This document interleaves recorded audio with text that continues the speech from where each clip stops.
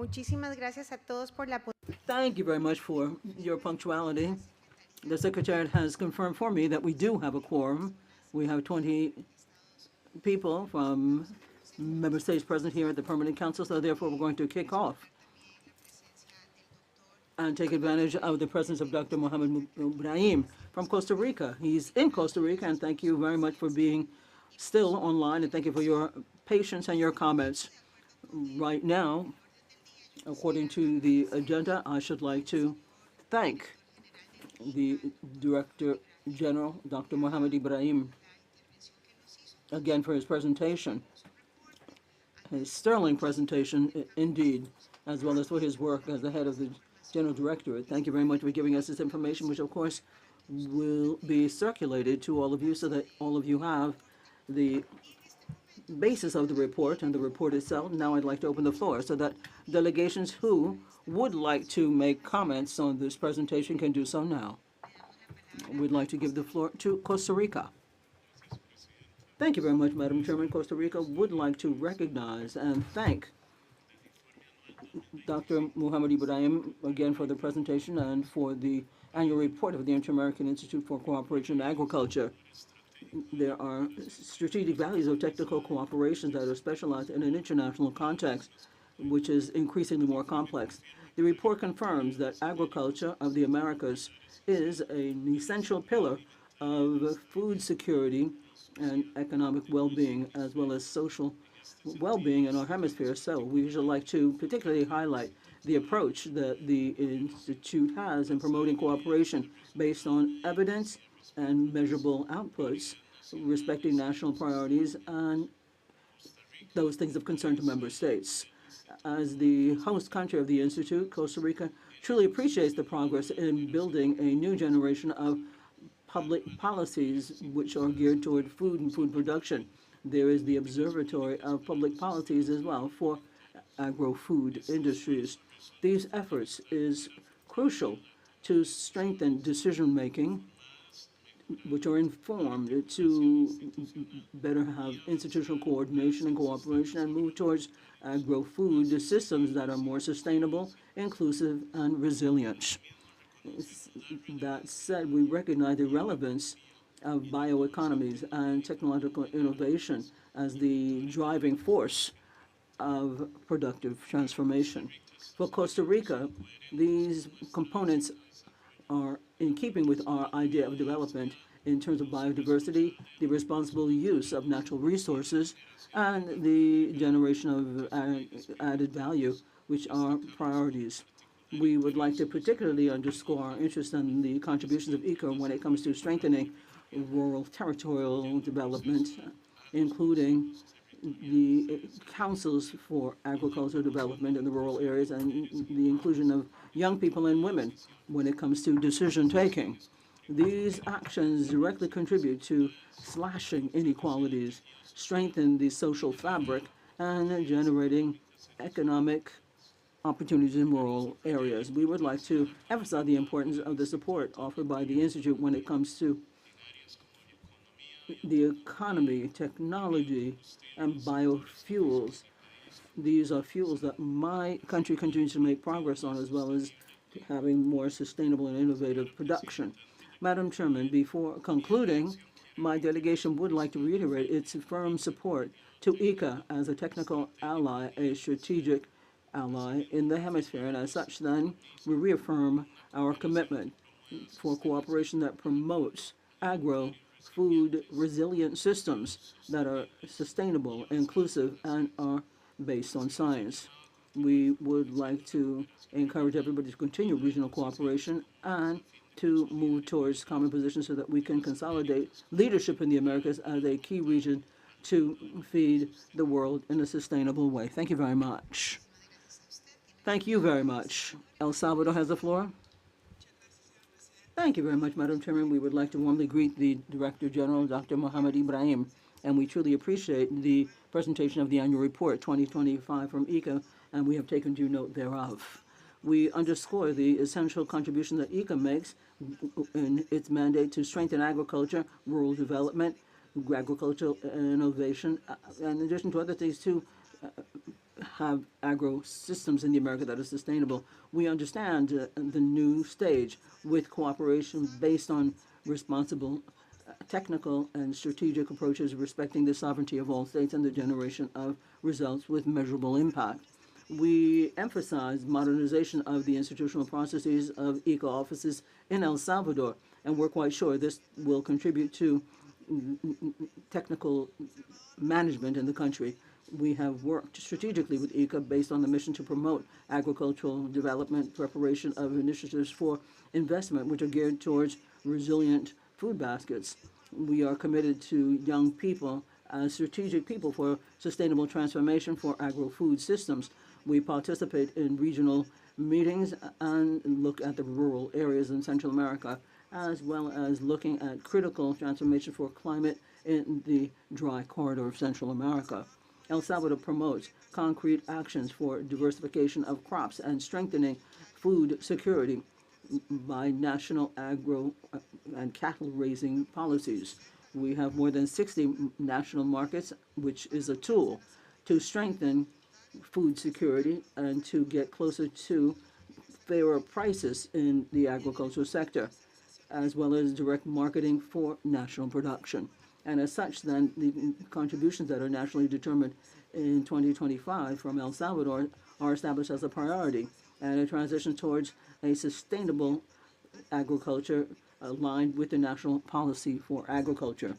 We express and are grateful to ECA's support in phases 1 and 2, which has allowed us to reactivate and add agricultural production for security and food security in the country. And as such, we would like to thank them for vocational training, training of trainers, and in addition to other activities that are organized with the support of member countries or partners. Madam Chair, the food insecurity and nutritional insecurity is a priority for El Salvador and the hemisphere, and ECA's support is crucial, looking at common progress that is made, and we're going to continue to have training accompanying the countries in the region. Once again, we renew our support and commitment to all of ECA's work so that we can move ahead in building sustainable food systems for the well-being of our peoples. Thank you very much, Madam Chairman. Thank you very much. Colombia has the floor. Thank you very much, Madam Chairman. First and foremost, my delegation would like to thank Dr. Mohamed Ibrahim for the report, and particular recognition to the DG and the Secretariat and the entire Institute's technical team for all of the work that has been done in the last year to strengthen agro-food systems in the Americas. This presentation is taking place a few days before the Colombian DG on the 13th and 14th of May, a little bit after, I should say, and there we had a commitment with the MOU between ICA and the Ministry of Culture in December 2024, as well as the willingness to continue cooperation in strategic areas such as the agricultural supply system, the national system of agriculture systems, and sustainable development, as well as triangular cooperation with Brazil in agroecology.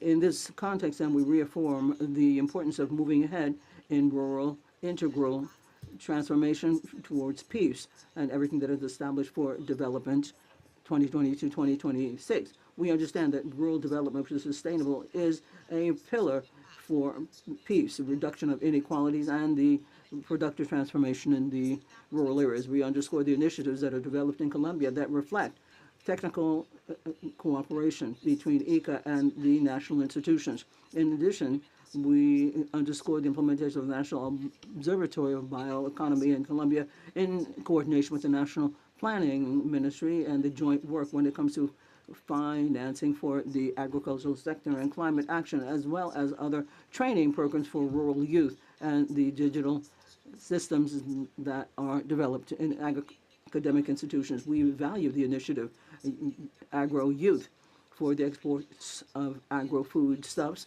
and 19 rural Colombian young people were involved in international sustainability and digitalization projects, thus promoting other opportunities for rural youth in the country in the context of the United Nations for Agriculture, for Family Agriculture, that is.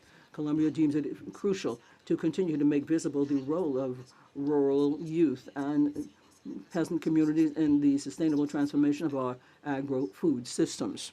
And as such, then, we underscore the projects of green colleges, which was developed with the University Agrarian Council in Colombia, which allows for digital agriculture training of many young people and families in different departments in the country. Colombia also would like to recognize the cooperation that has been developed with the Ministry of the Environment and the British through UK PAC program, which is geared toward promoting feeding and green agriculture with the agro policy and to facilitate access to Colombian producers and sustainable mechanization and climate issues. And as such, then, we underscore the importance of the Cartagena Declaration adopted in the context of the Second International Conference on Agrarian Reform and Rural Areas. This was held in February 2026, and it reaffirms the need to strengthen regional cooperation to guarantee agro-food systems that are more resilient, sustainable, and inclusive. And then finally, we reiterate our commitment to all of the coordinated work in favor of an agriculture which is more sustainable, and we recognize that ICA's contribution to promote regional solutions with shared challenges is important. Thank you very much. Thank you very much. Ambassador of Mexico has the floor. Thank you very much, Madam Chairman, and top of the afternoon to everybody. Mexico takes note of the report 2025 from ICA presented by the Director General, Mr. Ibrahim, and it underscores the strategic role that it plays in the region as the main exporter of foodstuffs on the planet, and it underscores all of the policies for rural prosperity and food security for midterm 2022-2026. We recognize the initiatives of the Institute when it comes to technical cooperation and management and training strategic alliances to provide solutions for all of the challenges that rural communities of member states have to grapple with. We truly value the cooperation with Mexican authorities, with ICA, that have been strategic partners for quite some time. Of these initiatives, we would like to emphasize and underscore the strategic support when it comes to implementation of the production program for well-being that benefited in 2025 more than 2 million small producers, including 850 indigenous producers that are devoted to food sovereignty, such as cocoa, coffee, and corn, and technical assistance that is given to the National Registry of the Territorial Urban Ministry in Mexico in the process of aiming to modernize the rural sector by 52% of the national territory. The Alliance with National Services for Health and Agro-Food Quality, which contributed to have plant health systems opening up 44 laboratories with the use and looking at exotic species so that we could verify things in Veracruz. We had inspection groups which was aimed at health against the worms that were eating everything up. We and other member states here will support other opportunities offered by ICA to strengthening national capacities and spearhead sustainable agriculture, which will be positioned center front of the development agenda of our region. Thank you very much. Thank you very much. Dominican Republic has the floor, represented by Ambassador Cordero. Madam Chairman, we truly appreciate Dr. Ibrahim, DG of ICA, and we appreciate the presentation of the report from the Inter-American Institute for Cooperation and Agriculture for 2025. And I would like to avail myself of the opportunity to wish him the best of success in his management of the Institute. The Dominican Republic recognizes the work carried out by ICA in the hemisphere, particularly the work that has been done for food security and rural development and the modernization of all the food agro systems in the Americas. We emphasize technical cooperation that the Dominican Republic received in areas such as inputs in the formulation of its own rules and regulations in biotechnology and biofuels, and the regulatory strengthening for sectors that are linked to bioautonomy. This thus has contributed to give us conditions for more sustainable modern agriculture and one that is competitive, as well as the ability to participate from within our ministries and those who are involved in the environment so that we can have an inclusion of innovation for more climate action and food systems and other contributions that have been determined nationally. The Dominican Republic considers it important to highlight the prevention and eradication of African swine fever that assailed my country, and this is considered as a pillar of the technical cooperation ECA offers, given the progress historical made in animal security. Here, we would like to underscore and thank the Health Inspection Service for Plants and Animals from the Department of Agriculture of the United States for financing the program, as well as the participation in managing it thereof. The International Organization for Health and Agriculture, COLISA, was involved as well. Madam Chairman, the Dominican Republic is an historical player with ICA, and we accompany the Institute in all the regional initiatives, such as, for example, the regional markets for exports. The challenges that we confront in Latin America and the Caribbean have to be looked at in the National Meeting of Leaders in the Agro Sector of the Agro-Business Dominican meeting. We underscore the important progress made. We hope that member states will continue to strengthen hemispheric cooperation when it comes to agriculture and rural issues, particularly in favor of the small and medium-sized producers, rural women, and young people. This will ensure that nobody is left behind in the transformative, productive processes. And then, finally, the Dominican Republic would like to congratulate the DG as well as the team that works with him for all of the progress made and for the commitment with the well-being of our peoples and for building an America which is more resilient, sure, and prosperous, which guarantees democracy. Thank you very much. Thank you very much, Ambassador. Now I should like to give the floor to Paraguay. Paraguay has the floor. Thank you very much, Madam Chairman. The delegation of Paraguay appreciates Dr. Mohamed Ibrahim, DG of the Inter-American Institute for Cooperation on Agriculture, ICA. We are grateful for the annual report for 2025. We would like to take this opportunity to underscore the contribution that ICA makes for agriculture development and rural life in a region which historically is linked to agricultural work. In this context, then, we emphasize the support of the Institute for the work of the government that we do, such as design of public policies to make institutions for family agriculture affairs and cattle raising, implementation of the innovation program for the Institute of Technology and Agriculture, and the implementation of the second phase of the medicinal plants phase. Paraguay reaffirms thus its commitment to ICA and hopes that we will continue to work very closely with the Institute in this very important work to develop our agricultural sectors. Thank you very much. Thank you very much. Ambassador Escobar from Guatemala has the floor. Thank you very much, Ambassador. My delegation would like to recognize the director of the Inter-American Institute for Cooperation on Agriculture, Dr. Mohamed Ibrahim, and we truly appreciate the presentation of the report for 2025. It shows the ground covered and all the progress made to benefit the agricultural sector and rural sector of the Americas. We value the institutional approach ICA has, geared towards technical cooperation, which is strategic in nature and aligned with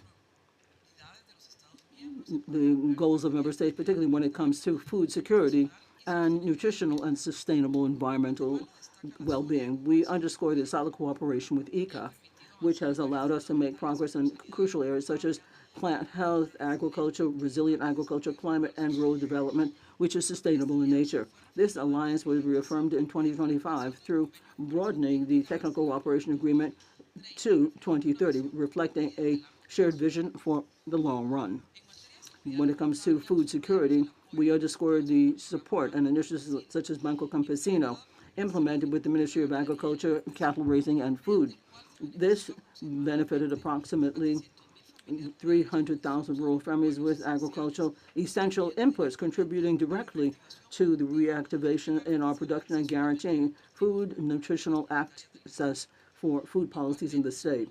And we also recognize the technical support in the food agriculture area. This is crucial for food security in our population, as well as the training of wherewithal for designing public policies, food policies, with a view on rural youth and women. As far as the environment and climate change, Guatemala truly values agriculture, sustainable agriculture, and the cooperation when it comes to climate change, bioeconomies, and agro-food systems which are resilient.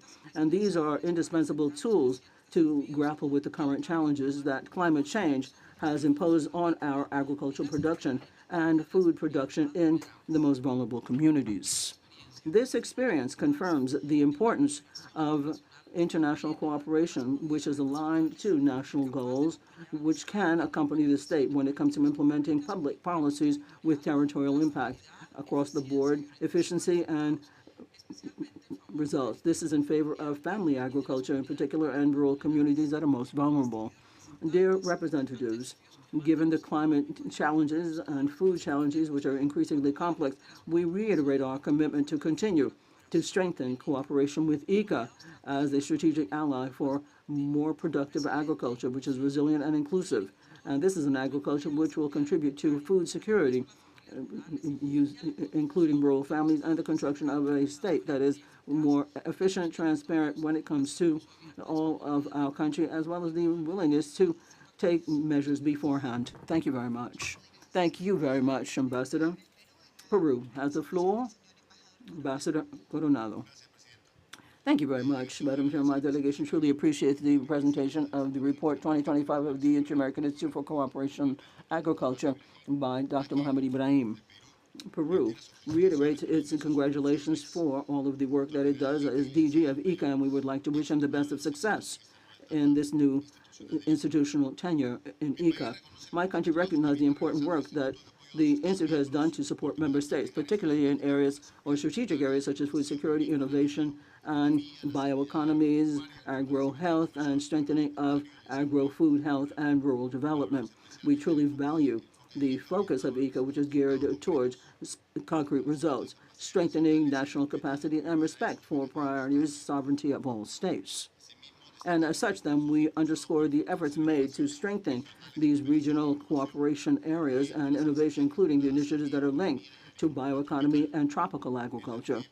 And that said, we participate, or ICA participates in our country, including Peru, and we feel it's relevant that the report underscores agriculture as an essential component of food security and economic stability, as well as well-being for rural families and populations. And then finally, we reiterate the commitment of Peru to continue to work constructively with ICA that has a very important presence and very important projects in my country, and of course, to work with all member states to promote agriculture which is more innovative, resilient, and that generates opportunities for our peoples. Thank you very much. Thank you very much, Ambassador. Let's continue the list of countries that have asked for the floor. Barbados on the floor. Barbados truly appreciate the report of 2025. ICA has been an invaluable partner, providing consistent technical support and practical cooperation in areas of national development. In particular, during the past year, ICA responded at a time when support was most needed.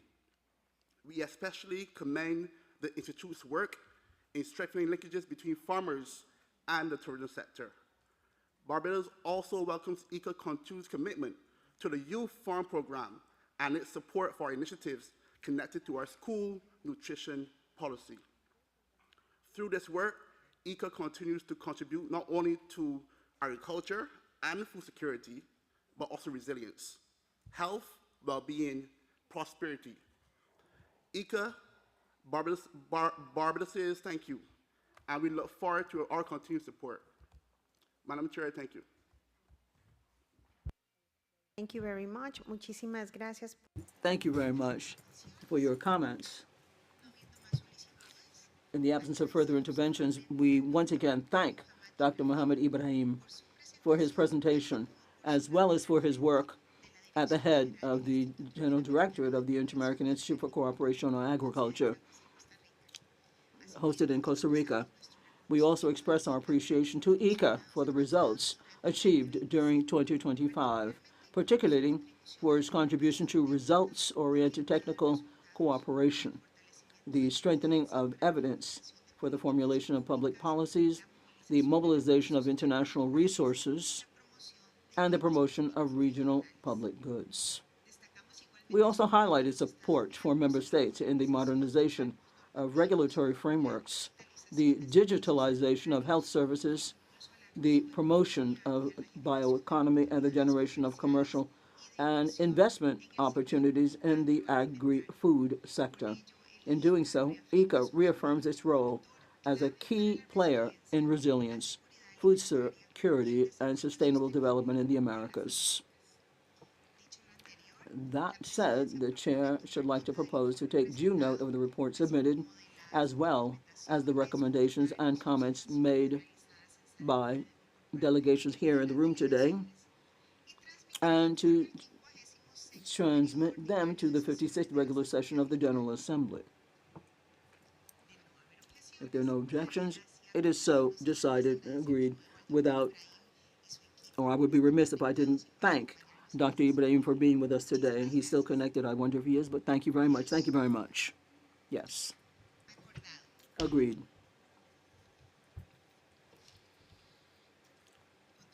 Let's move on to item 6. As the next item on the agenda, and at the request of the delegation of Brazil, on behalf of the OAS LGBTI plus core group, it is appropriate to commemorate the International Day Against Homophobia, Biphobia, and Transphobia 2026. This commemoration is carried out in accordance with the provisions of Article 46B of the regulations. In this regard, I invite interested delegations to submit their written statements to the Secretariat of the Permanent Council no later than today, so that they can be incorporated in the corresponding minutes. To begin this commemoration, I request the Secretariat to screen the video with the intervention of Ms. Simi Larat, National Secretary for the Rights of LGBTQIA plus persons of Brazil. Go ahead, Secretariat. Can you hear me? I am the National Secretary for the Rights of LGBTQI plus persons here in the federal government of Brazil, and I'd like to send my greetings to all the countries that are meeting at the Council of the OAS, and I'd like to thank you for the opportunity to bring this news to the debate. We have produced a very important survey here in Brazil, which we'd like to share with you. And it's precisely for this month, which has two important aspects to it for us in Brazil and in the world. It's important for the reason that May is the month where the most violence against LGBTQ people here in Brazil, and we're commemorating them, and it's also the month of workers, male and female. And that's why we launched a very important survey and a report which we requested be produced by the World Bank here in Brazil. The survey was done in other countries, but here in Brazil, we broadened the methodology used. The survey consists in applying a methodology that was crafted by the World Bank in order to measure the cost of violence against LGBTQ plus persons. And when the country stops promoting public policies to protect these people, to protect the lives of these people, or that promote the autonomy of these people. And very often, they allow other people to get in there, and they are then no longer remaining in work. This is something that impacts education policy, health policy, and especially work, labor, and employment and income. This is why what we produced here was Brazil Quickly. It's a survey which speaks to this community that are in the world of work, that are perceived for many of them in these places. That's where they're seen. That's where they are sometimes not able to work. But when they are able to work, sometimes they have to confront violence. Workplace violence, violence that points to them then making less money, violence perpetrated against by people who are cisgender and heterosexual. Here in Brazil, we've seen almost 1% of the world GDP has been impacted, and that's the cost of the violence.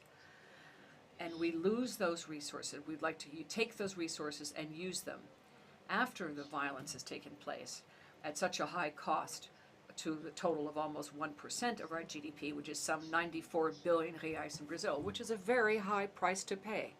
And people need to invest in public policies so that we can, in the medium and the long term, overcome this reality of violence. We're hoping here in the future to be able to reapply this survey, reconducted in Brazil. The methodology is available, working with other countries in Latin America, and we're available for dialogue with them to talk about how to apply it so that people can understand how to construct a whole historical series that would promote this analysis in the Global South and especially in Latin America. In Brazil, we are building ways out of this horrifying reality that the survey has shown us. We're building a national plan of dignified work and creation of income. There are various actions and commitments undertaken for human rights from the Minister of Labor that we, working together, can use to overcome this situation. This action that promotes the National Registry of Labor, a series of action undertaken in the short, medium, and long term to be able to address this issue up to 5 years. This plan went into effect this year. It was crafted after the survey. And we worked on it together with and applying it to various territories throughout the country. And above and beyond that, we have also established the national strategy for the promotion of dignified work. Here we're piloting a program that involves financial assistance to the LGBT+ community so that they can go back for education and preparing for work, but especially so that they have presence. Working with private assistance, we're trying to build bridges and take action throughout locations throughout the country in order to overcome this unacceptable violence. It's unacceptable that a country look at its economy and identify that almost 1% of its production, in the case of Brazil, be lost because of the violence. It would be much less expensive, much cheaper for a country to promote public policies to prevent this kind of thing from happening and to deal with the violence. That's why we say that expenditure is investing in people that are vulnerable, and they are the ones that are winning. We all win. We've shown with this survey that investing in public policy that protects the lives of the LGBTQ+ is an investment. And it's in that way that the Brazilian government has approached this situation and broadened it. We need a better budget than we've seen historically in the country allocated to this community that we need to follow, building bridges for these people that need them, and speaking not just for the LGBTQ population, but also for other peoples, the Afro-descendants or blacks, women, indigenous people, people with disabilities, and in short, a whole range of people who need to be helped to overcome this violence against them. Thank you very much for listening. Agradecemos a We'd like to thank Secretary Larat and the delegation of Brazil for facilitating that statement, and we would like to ask her to please send her our appreciation to her for presenting during this session. Now, I would like to ask the Secretariat to be so kind as to project a video with the statement of Commissioner José Luis Caballero Ochoa, Second Vice Chair and Rapporteur on the rights of lesbians, gays, bisexual, trans, and intersex persons of the Inter-American Commission on Human Rights. Go ahead, please. Excellency Ambassador Solano, Permanent Representative of Costa Rica to the OAS and Chair of the Permanent Council, Ambassador Albert Rabdin, Secretary General of the organization, Ambassador Laura Hill, Assistant Secretary General, permanent representatives and alternates of member states, observers to the OAS, and representatives of civil society. In my capacity as rapporteur for the Inter-American Commission on the Rights of LGBTQ+ people, I would like to thank the Permanent Council, and I'd like to thank the Permanent Mission of Brazil as coordinator of the nuclear group for the rights of LGBTQ plus people. Thank them for opening up this space for dialogue and for recognition of the human rights of all persons, free of discrimination based on their sexual orientation, sexuality, identity, gender expression, its non-normative, or various sexual characteristics or diverse characteristics. On behalf of the Inter-American Commission, I address you today, indeed, to commemorate the International Day Against Homophobia, Biphobia, and Transphobia. This date provides us with a moment for reflection on the progress achieved and also to consider the challenges in order to bring about true, real, and effective equality for LGBTQ plus people. The topic commemorated for today's commemoration on the 17th of May is in the heart of democracy. This reminds us that there is no full democracy when some people are excluded from social life, or when people are excluded from public life because of who they are. Recognition and respect for diversity is one of the principles that we enjoy, those of us who live in democratic societies, where we can be different amongst ourselves. We can say what we think, we can express ourselves, we can point to the causes that we defend. And this difference should not be penalized, nor should it be subject to violence or discrimination. Despite the progress made and observed by the Commission and the region, the reality in the Americas is that we are still far from the ideal. The Commission has documented a regional pattern of losing ground. For example, regressive measures such as the dismantling of institutions that guide equality in a number of countries. We've also seen the elimination of the gender perspective in normative frameworks and in equal opportunities being provided. We've seen threats to the exercise of the freedom of expression or freedom of association for people of diverse sexuality and those that defend their rights. There are legislative initiatives underway that restrict or refuse to acknowledge their identity.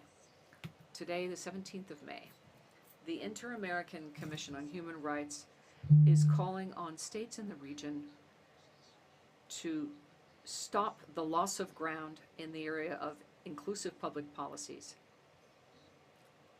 On the contrary, we urge states to redouble their efforts to guarantee that the people in the LGBT community might exercise their rights to participate in public life and to have access to all services provided by the state without discrimination and without violence. We further urge the strengthening of mechanisms for lodging a complaint about any conduct that could be categorized as a hate crime. Also, we urge the adoption of public policies that are focused on education and on the eradication of prejudice. Prejudice against people who are in this community of sexual diversity. I must say that the Commission recognizes the courage with which they have defended their rights and with which we have defended our rights, even when states were not doing so. And the Commission also reaffirms its commitment for the full exercise of their rights being guaranteed without any discrimination. Thank you very much for your attention. Thank you, Commissioner Caballero. We'd also like to thank the Executive Secretariat of the Commission for facilitating the statement, and we'd also like to transmit our gratitude and recognition to Commissioner Ochoa for his participation in this commemoration. Now I would like to give the floor to Madam Cristina Solana Dinas, Director General of Substantive Equality and Non-Discrimination of the Supreme Court of Justice of Mexico. Madam Solana, welcome. Thank you for being connected with us, and you have the floor for 7 minutes. Muy buenas tardes. Agradezco la invitación. Thank you. Thank you for the invitation from the Organization of American States to participate in this important space for dialogue in the context of commemorating the International Day Against Homophobia, Biophobia, and Transphobia, a day that allows us to renew our commitment to equality, dignity, and human rights for people who belong to the sexual diversity of the Americas. In Mexico, we have seen significant progress made in the area of recognition of and protection of the rights of the LGBTI plus community. One area that's relevant is equal matrimony throughout the country. This is the result of years of social struggle and criteria issued or rulings issued by the Supreme Court of the nation. It's also been driven by reforms and actions geared to prohibiting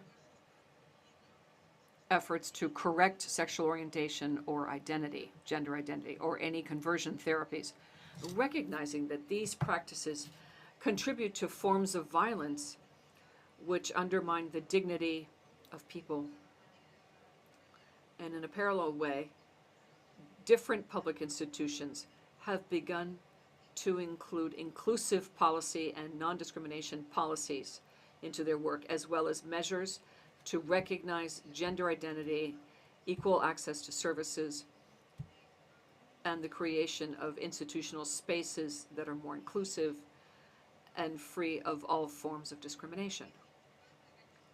It's important to recognize the sustained work of civil society organizations, people who defend human rights and communities, and that led to fundamental change being brought about to expand the recognition of rights and to contribute to the public agenda to fight against inequality and violence that this community of people must face on a daily basis. This progress shows that public policy, which is based on equality and non-discrimination, create more favorable conditions for economic participation, social cohesion, and sustainable development. A number of studies have shown that discrimination against LGBT people have a negative impact on economic growth, productivity, and equitable access to the labor market. However, significant challenges persist due to labor exclusion, prejudice, institutional exclusion, and difficulty in having effective access to rights. And in a differentiated way, this impacts many people in this community. For these reasons, it's necessary to continue strengthening normative frameworks, public policies, and action at the institutional level that would guarantee substantive equality and a life free of discrimination and violence. From that point of view, we reaffirm the importance of promoting institutional and normative frameworks that effectively protect the LGBT plus people. Combating exclusion and recognizing diversity is the way to work towards a more fair society. From the Supreme Court of Justice in Mexico, we reaffirm our highest commitment to justice, substantive equality, and non-discrimination for all, men, women, and all. Thank you. Señoras, Thank you, Madam Solana Diaz, for that very worthwhile contribution and your participation in today's commemoration. To conclude, it's my pleasure to give the floor to Ambassador Mbele, Permanent Representative Brazil, on behalf of the LGBTI core group of the OAS. You have the floor for up to 3 minutes, sir. Thank you, Madam Chair. The core group, LGBT plus of the OAS, is pleased to join today in celebrating the International Day Against Homophobia, Biophobia, and Transphobia. given the actions undertaken and initiatives around the world to protect this community, expressing solidarity with victims of intolerance, discrimination, and violence based on sexual orientation or gender identity, and as well as defenders of human rights of this population. This date commemorates the depathologization of homosexuality by the World Health Organization in 1990. Throughout the years, the significance was expanded in order to call attention to the need to combating abuse and violations of human rights against this community.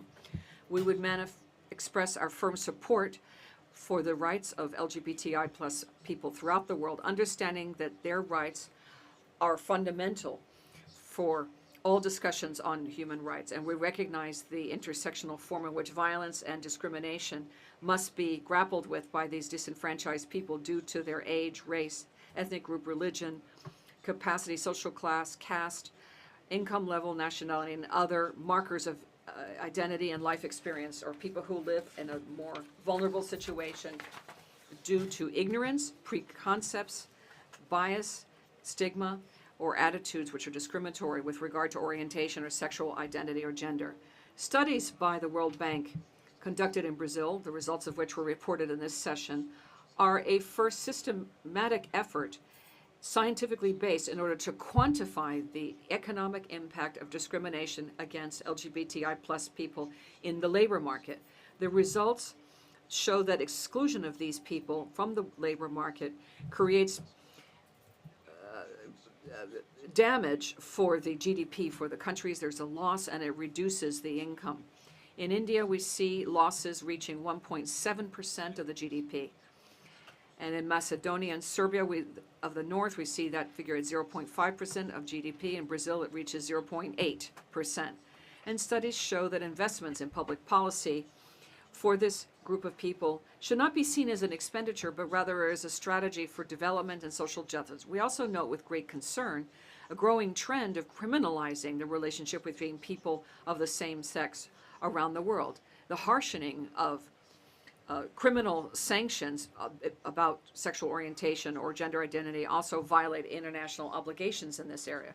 Criminalization exposes this group to further abuse and vulnerability. Moreover, the global report on monitoring assassination of trans people show a new and alarming trend. A growing number of people who are assassinated are leaders or activists in the trans movement.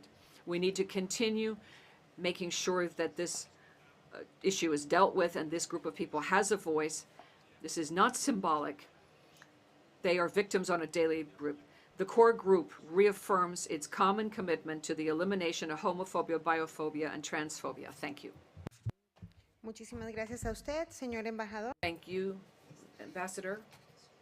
And with that joint statement, we are now concluding the commemoration, and we'd like to express our gratitude to the delegation of Brazil for this initiative, as well as the distinguished panelists who joined us today in this session. And now, right on time, we're continuing with the next item of our agenda. And I say right on time because we have the first speaker in the room. The next item of our agenda, at the request of the delegations of Canada, Brazil, Chile, Colombia, Mexico, and Uruguay. This council will now address the topic entitled Women, Aging, and Empowerment Across the Course of Life. To begin, it's my pleasure to extend my greetings and give the floor to Madam Aissa Saleh,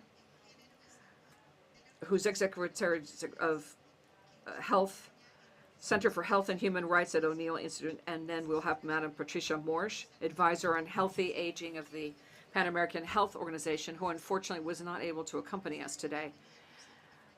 Madam Garza, thank you and welcome. You have the floor for up to 7 minutes.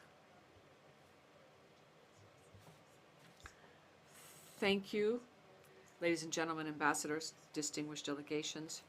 It's an honor to address you, to address some of the structural challenges which are the most urgent in our region, to guarantee that aging of our people takes place with dignity, equity, and full exercise of human rights. Given this challenge, women are in a central place that we cannot continue postponing. Women live longer, but they don't necessarily live better.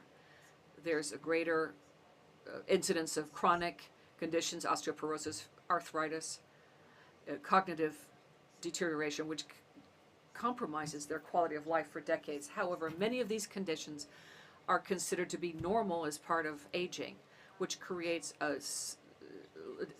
delays the diagnosis and treatment. This, combined with gender inequality over the course of a lifetime, leads to a multiplying effect of inequality. Throughout their lives, many women have prioritized the care of others, putting off their own health care, and we see the results of the years, which deepen with age. To guarantee a healthy aging, it's fundamental to consider these factors. It's also key to recognize biological transitions that are specific, such as menopause and perimenopause. These are transitions that affect half of humanity, but they continue to be insufficiently addressed in our healthcare systems, and often stigmatized by our societies. These are conditions associated with the increase of cardiovascular risk, vulnerability to osteoporosis, problems sleeping. All of these deserve clinical and political attention. In the area of mental health, women are greater numbers suffering from depression. At advanced age, solitude, the loss of capacity, make those risks greater. Interventions that recognize the structural challenges of gender are necessary. It's also important to address the gaps in investigation in women's health historically has lagged, so there's not an adequate response to the conditions that prevail in women, such as chronic pain, autoimmune diseases, cognitive or cardiovascular decline after menopause, and data broken down by gender, race, ethnicity, and other relevant variables does not exist. That information would be key to design truly equitable policies. There's a central point that I'd like to highlight here, and that's the importance of investing throughout a lifetime. While it's true that investments at early stages of reproductive woman's life in order to build greater health over a lifetime and better functional reserve, subsequent or later stages of a woman's reproductive life is more than a third of their life cycle. Part of the investment in the early stages and then ignoring women in the later stages is unsustainable. It's vital to guarantee sustained attention throughout a person's lifetime, with special attention to perimenopause, menopause, and aging. However, there are significant gaps that persist in financing services and prioritization of these stages. Overcoming this is not just a debt owed to women, it's an indispensable condition for better health systems and better social protection for the aging in our region. Given these common challenges, I would invite you to consider 5 areas of action to promote collective efforts. First, strengthen empowerment of women and their participation in public policy design, in programs for health that would meet their needs in a holistic manner and throughout their lifetimes. Second, give more visibility politically to menopause and aging. Third, promote policies that would guarantee equitable access for women to health care and social protection.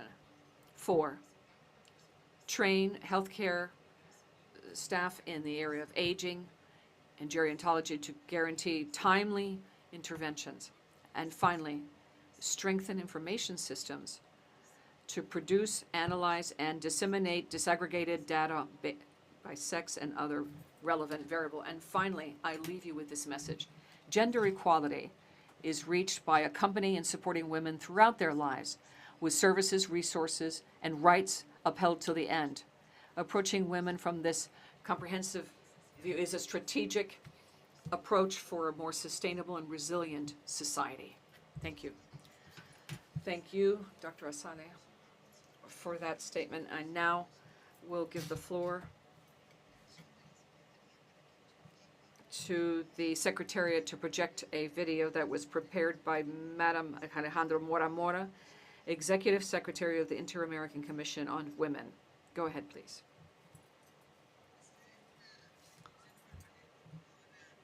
Chair, Ambassador Alejandro, extend my greetings to you and also to the Secretary General and the Assistant Secretary General. and colleagues that are here today with us from the Pan American Health Organization and the O'Neill Institute. Thank you for this extraordinary opportunity, and I thank you for your initiative to address a topic of special relevance for the region.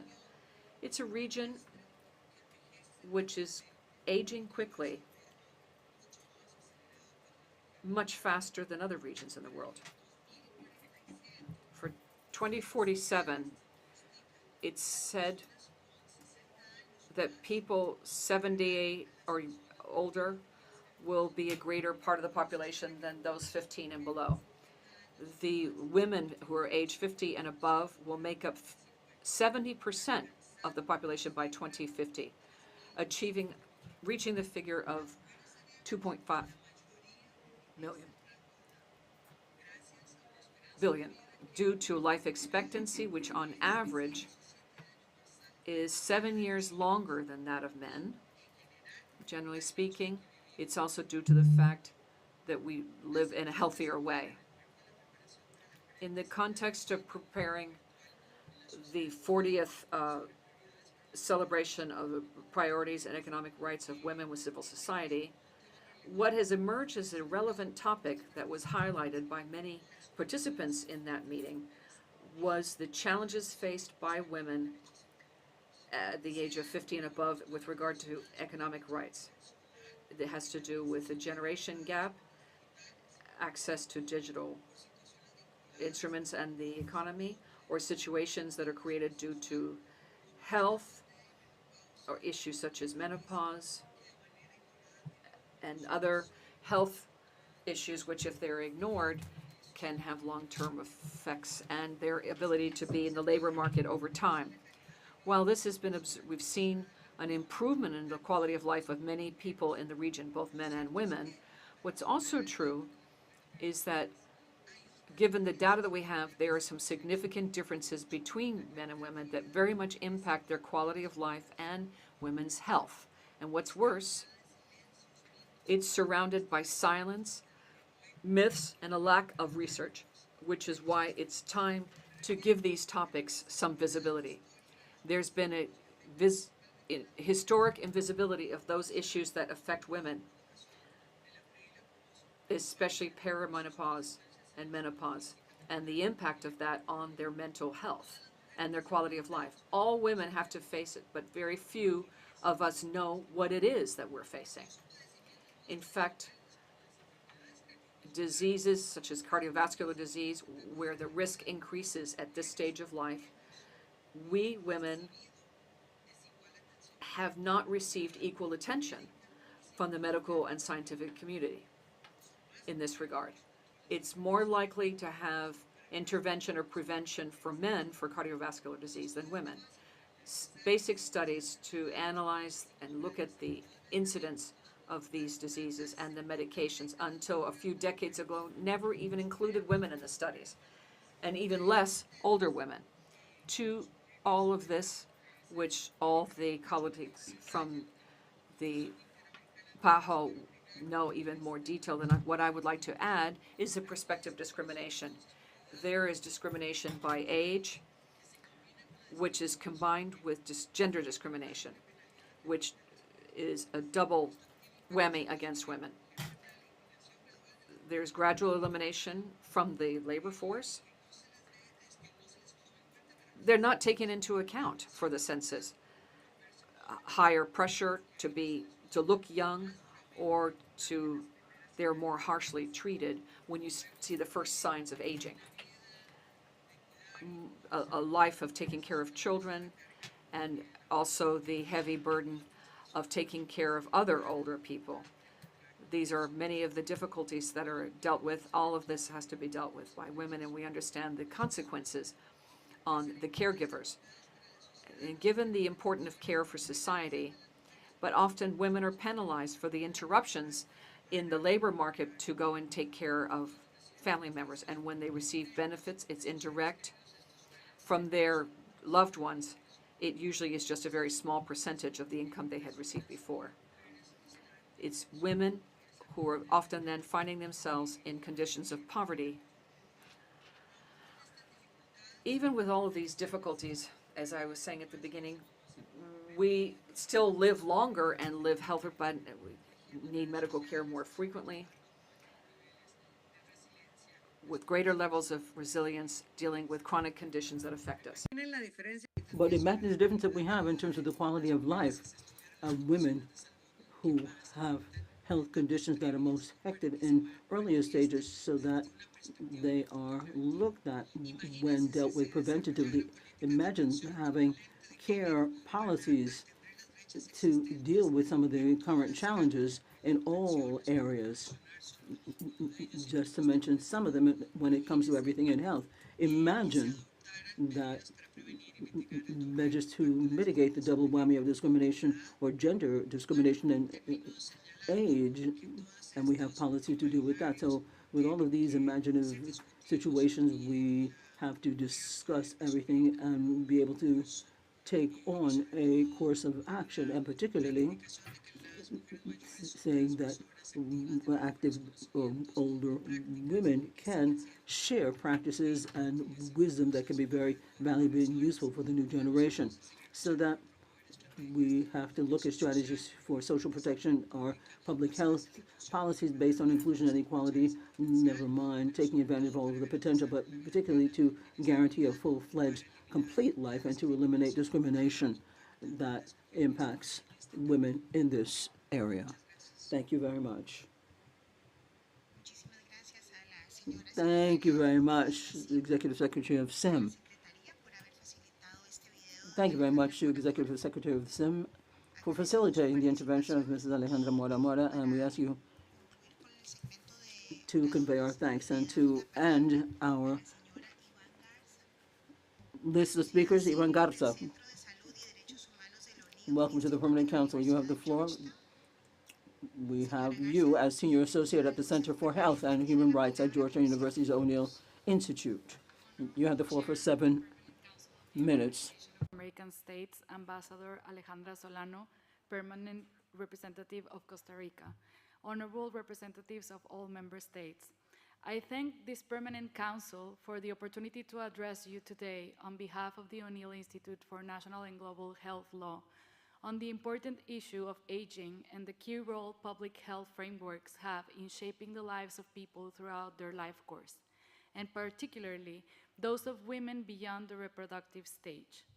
How many of us in this room have taken care of an elder family member or friend? Data from the OECD shows that more than 1 in 8 persons aged 50 and over across OECD countries provides unpaid informal care. Across OECD countries, 61% of informal carers are women. Data also indicates that the average caregiving role lasts roughly 4 years. Of those of us who took care of someone, how many family members or friends were experiencing a health condition derived from a non-communicable disease? The World Health Organization reveals that the pace of population aging is now much faster than it was in the past. OECD marks life expectancy rates at 83 years for women and 77 years for men. It is projected that by 2050, the proportion of the world's population over 60 years will nearly double to 22% from 12% in 2015. WHO evidence also suggests that the additional of life years are in poor health. If people can experience these extra years of life in good health and if they live in a supportive environment, their ability to participate in all societal life and contribute to it can significantly shift. This is why addressing women's health, aging, and determinants of health matters as a general condition of public health. The prevalence of non-communicable diseases among men and women are preventable and calls us to pay attention to the measures we are adopting right now to prevent exposure to risk factors for the entire population. It is particularly important that comprehensive health policies start to consider the health issues of girls, adolescents, and women throughout their entire lifespan, without limiting these advancements solely to the biological reproductive phase of their life. From the work we have been doing at the O'Neill Institute, we've been advancing in research topics surrounding aging, and there are three areas to prioritize on our view. The first one is the issue of decision-making agency for aging populations. Older people generally face barriers in which they're not considered to have the capacity to make choices about their lives. And this impacts medical and health frameworks. As age advances, this becomes more disproportionate and has a significant impact on informed consent and other rights. The second issue we have identified is the matter of credibility. In health matters, older people face barriers to be credible. Women are routinely overlooked because symptoms or signs are taken by health professionals as issue of anxiety, mental health, or emotionality. There is a tendency to believe that everything women say they have is linked to an emotion, which generates a problem of delayed diagnosis and untimely treatments. And the third and most urgent issue on our view is research. In general, available scientific research is not designed for women and is not prioritized for issues that also affect them. And this is even more evident with health issues in aging. One example, as my colleagues also mentioned, is cardiovascular disease, one of the main diseases driving mortality among both men and women. Honorable member states, when adequate healthy policies for aging are lacking, societies risk losing women at the peak age of their careers and roles in the economic sector to a health condition or to caregiving roles. That has a cost not only for the individual lives of every woman, but also for the general public and for the potential economic development of countries. The economic and social cost of the exit of women of the marketplace is only transferred in the societal structure, but it is never lost. This is why a transformation in the way we think about healthy aging is necessary if we want to ensure thriving futures for generations to come. We know that the right to health is protected and autonomous under international law, and that it has been understood to encompass the highest attainable standard of physical and mental health. We also know that aging and care are protected by international law. But these rights only become tangible in the life of men and women when structural, social, economic, commercial, legal, environmental, educational, work, and sanitary laws and policies are also in place. This is why, in recognition of all of this, the Pan American Health Organization, the Inter-American Commission of Women, and the O'Neill Institute for National and Global Health Law are partnering in a joint initiative to better understand healthy aging and to identify best policies and practices across our region.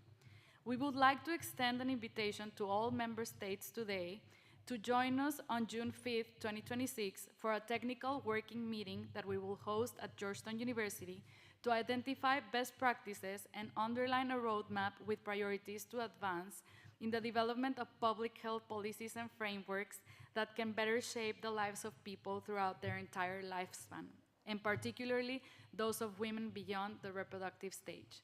Thanks again for the opportunity to be here today. Muchísimas gracias. Thank you very much, Mrs. Garza, for the very valuable intervention. Now, I'd like to ask delegations who would like to make comments to do so. You have the floor. Mexico has the floor. Thank you very much, Madam Chairman. Mexico truly appreciates the very valuable presentations of the panelists this afternoon, who have looked at the different stages and challenges when it comes to women's health over the course of their entire life. As has already been pointed out here, and in keeping with the Pan American Health Organization, in 2017, women represented 54% of the world population of 60 years of age or more, and 61% of the population 80 years or more. And the life expectancy for women in our hemisphere is the average of 80 years of age. And this means that between 1/3 and even up to half of their life, they go through their different stages, and this includes menopause, post and premenopause. The way that millions of women experience these stages is conditioned by discrimination and intersectional discrimination that they have to grapple with, and this is due to disinformation, stigmas, and gender stereotypes. The structural factors such as gender violence and health barriers exacerbate the and violate their rights. And that is why to talk about climaterio is to talk about human rights, empowerment and social justice, and sexual rights and reproductive rights don't end with the reproductive age.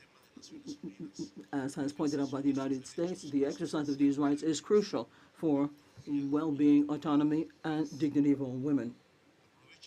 I would like to avail myself of this opportunity to inform everyone that on the 2nd of May, the government of Mexico published a decree of the reform for local health with a view to promoting sexual health for the benefit of women in their late stages in life. And this decree was approved by unanimity in the local Congress and will reinforce the information programs, prevention, and care for women, which are geared towards guaranteeing accessible health services that are of good quality, free of discrimination, and culturally relevant.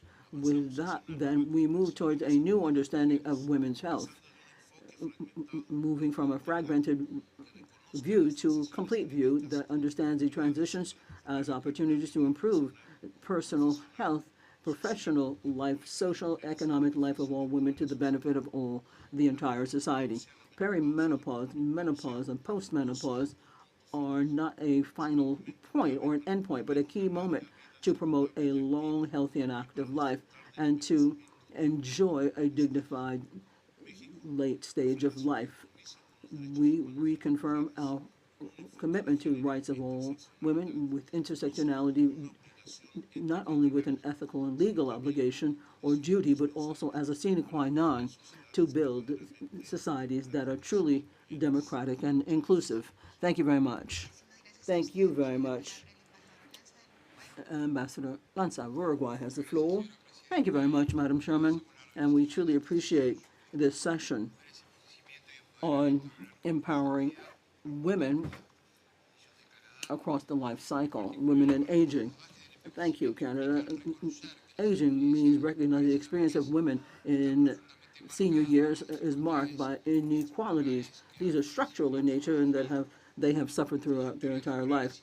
In uninterrupted work that has taken place because of care that they have to provide,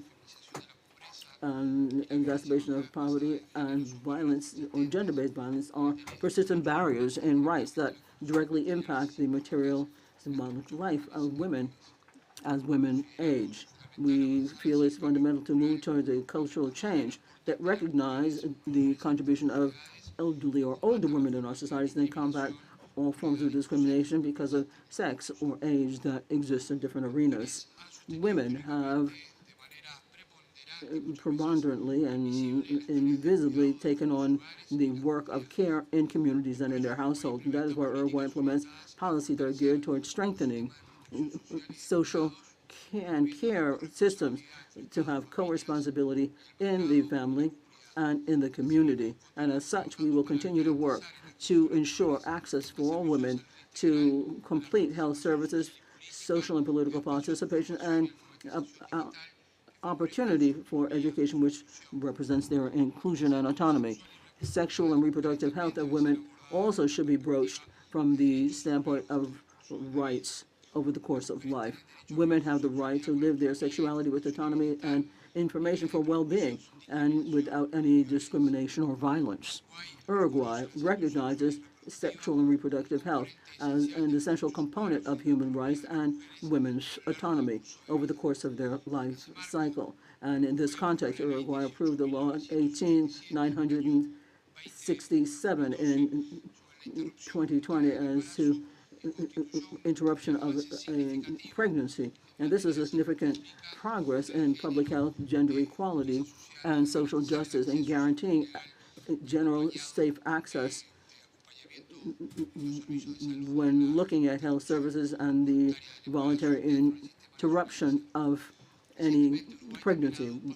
We have made progress in strengthening policies for women's health through 2363 law in 2026, which regulates the diagnosis and treatment of endometriosis, which is a public health problem that requires an early approach, specialized attention, and opportune, timely treatment to make visible an undiagnosed illness and which impacts reproductive life, emotional life, and impacts the life of millions of women.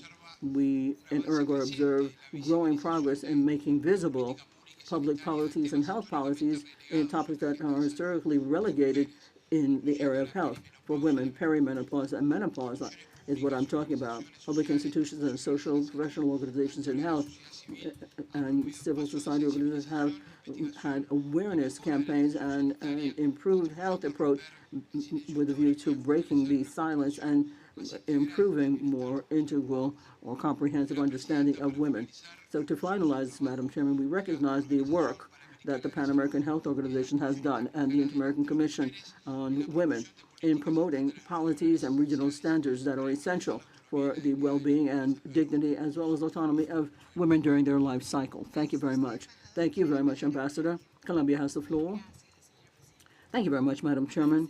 We truly appreciate the panelists for the information that they've shared with us and the data and the ideas that they have given us to broach this topic, which is crucial for our country's health, equity, and healthy aging of women during the course of life. We recognize that our region is going through a demographic transformation underscored by aging and aging cycle, and the PAHO has spoken about well-being because although women live more, they have greater health burdens and sickness during the course of their life. This fact underscores a structural reality, gender in terms of access to social protection, education, and distribution of care work, which is unremunerated. This builds up and has a greater bearing in aging. We have to look at this inequalities in a comprehensive way over the course of life. This means that we have to know that women's health cannot be limited to reproductive cycle, but rather should be considered with all its stages, including critical transitions such as perimenopause and menopause, which has a significant impact on mental, physical, and well-being of all health. In this regard, then, we consider it crucial to make progress with lines of action. First, to strengthen health systems with primary care, which incorporates women's health in all stages of life, including prevention, timely dealing with illnesses that are associated with the transition. Second, we have to transform some of the social and cultural norms and mores, as well as looking at stigma and menopause that affect the autonomy, the dignity, and the quality of life of women. And then third, promote public policies that recognize and redistribute and reduce the work burden of unremunerated care work as a sine qua non to guarantee a more equitable life for aging women. We underscore the importance of adopting an intersectoral approach that takes into account the various forms of discrimination that women have to grapple with, including those that are based on age, disability, ethnic groups, or migratory status that exacerbate difficulties in health. Colombia reaffirms its commitment to promote a course of life that takes into account mental, social, and physical health that guarantees effective access to health services of good quality, as well as the autonomy for all women. To make progress in healthy aging for women is a question of public health and also an imperative in human rights, social justice, and sustainable development. Thank you very much. Thank you very much. Ambassador Belli from Brazil has the floor. Thank you very much, Madam Chairman. We truly appreciate the panelists from SIM and from the O'Neill Institute from Georgetown University for everything that was shared with us. The inclusion of this topic is a very important opportunity to broaden the regional debate on healthy aging of women, to promote an exchange of experiences, and to strengthen public policies that are geared towards human rights, equity, and social inclusion. Brazil recognizes the rights of all people to live a dignified life. Aging is a natural part of the course of life and should be broached in the light of the principle of equity so as to deal with the different needs in different contexts of elderly people. Brazil and is based on protection for aging, and we have our statute for elderly people. and both reflect the commitment of the country that guarantee rights and the promotion of healthy aging, recognizing health as a central element for autonomy, social participation, and the quality of life as one ages. Brazil also recognizes particular relevance of overall health of women in the context of aging.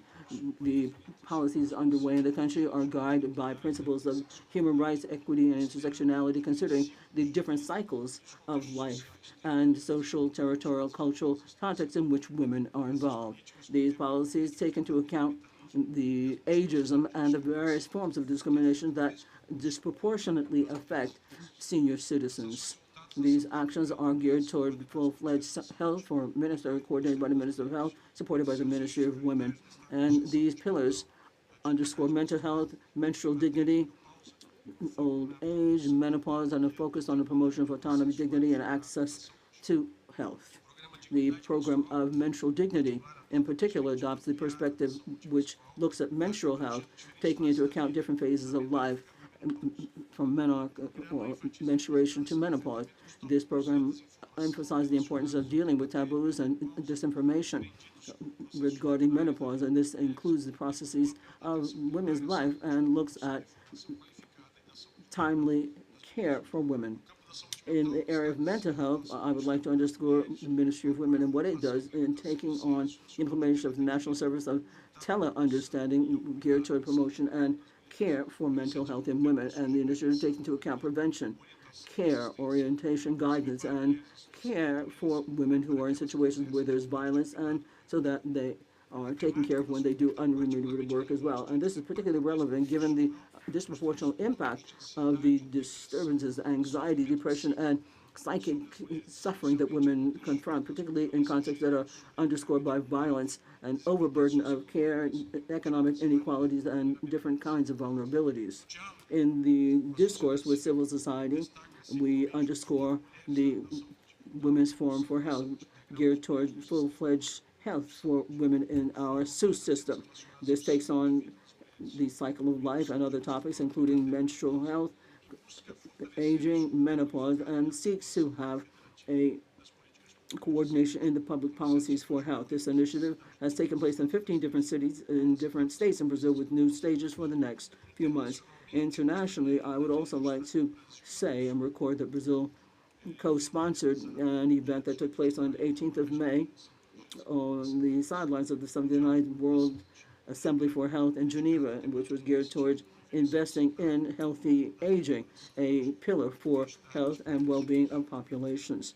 This took place in the concept of the United Nations Decade for Healthy Aging, with a view to exchanging experiences, international cooperation, and underscoring some of the social, economic, and health benefits of investing in health care, which are more friendly for aging people.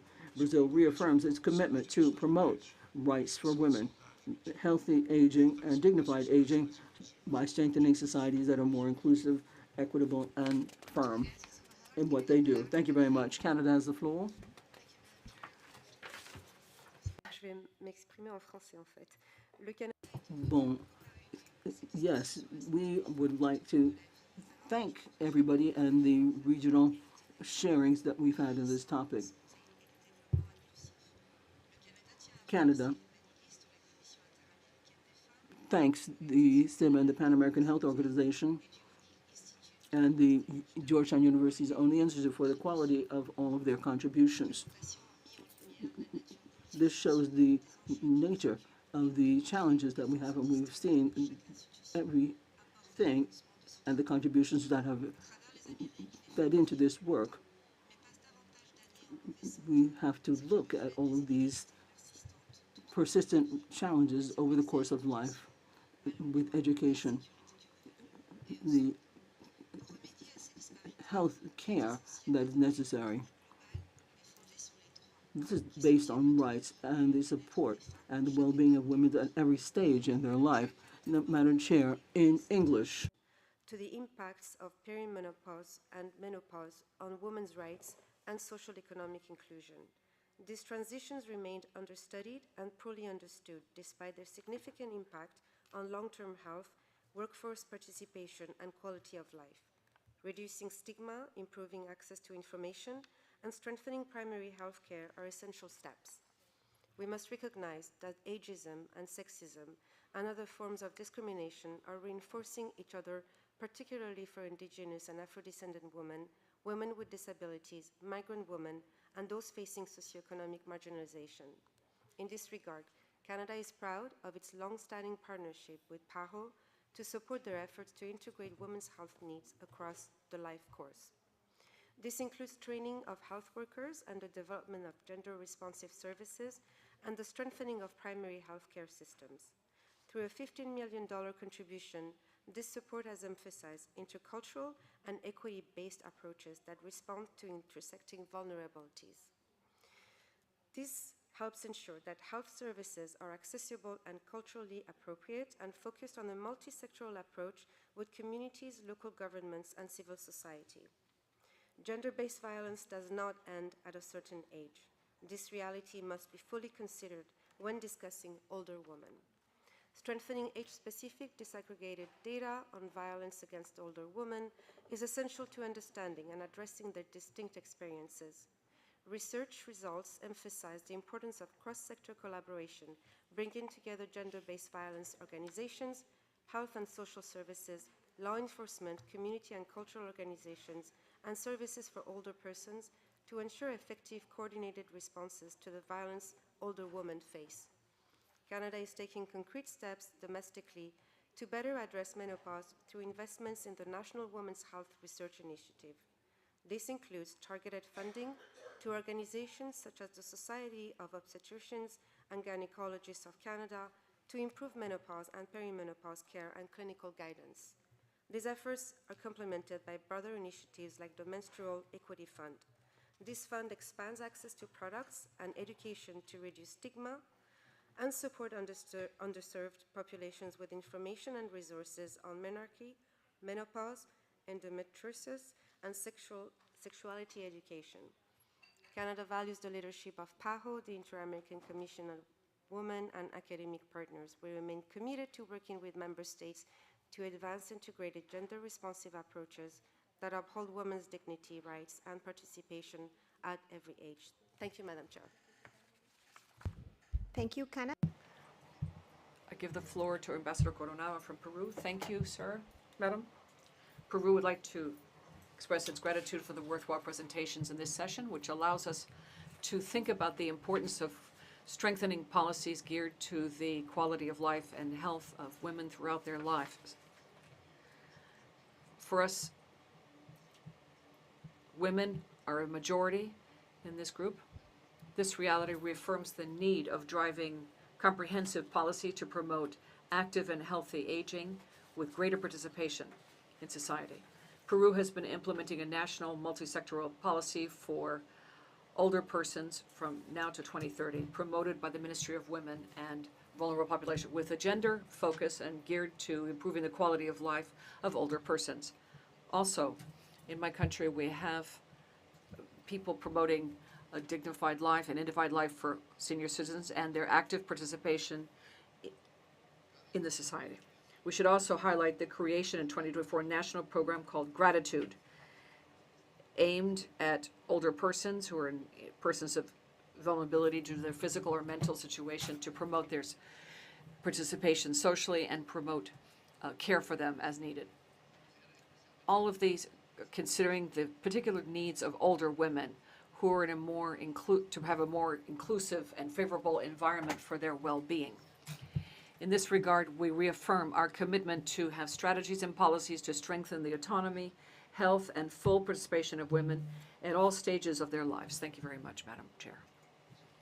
I now give the floor to the delegation of Panama. Thank you, sir. The delegation of Panama would like to start by thanking the chair for putting this item on the agenda and the presentations of the distinguished panelists, of which we took due note. Our region is going through a deep-seated transformation in terms of age. Life expectancy has increased, which is an important achievement in terms of development, but also creates significant challenges, especially for women who continue having to face inequality throughout their lives in the area of income, access to social protection, formal employment, and unequal distribution of care duties. Panama recognizes that addressing this, we need to do it from the point of view of gender and the whole life cycle.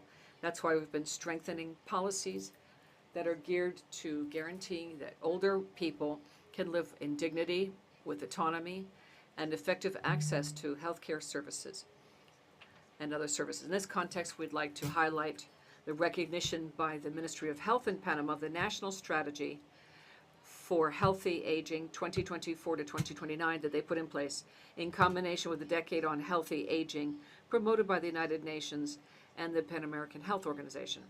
This strategy has action geared to bringing about social transformation with regard to aging, more inclusive, positive, broaden services and primary attention, providing support and care that's focused on people.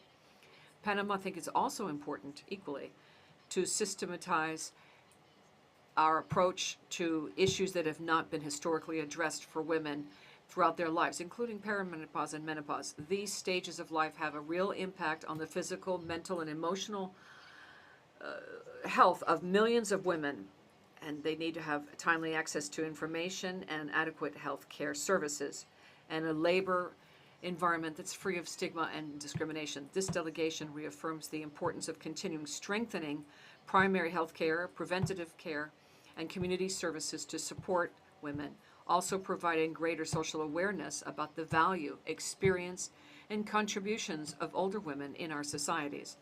We should work towards societies where aging is understood not as a stage of exclusion, but rather as a stage of dignity, participation, and well-being.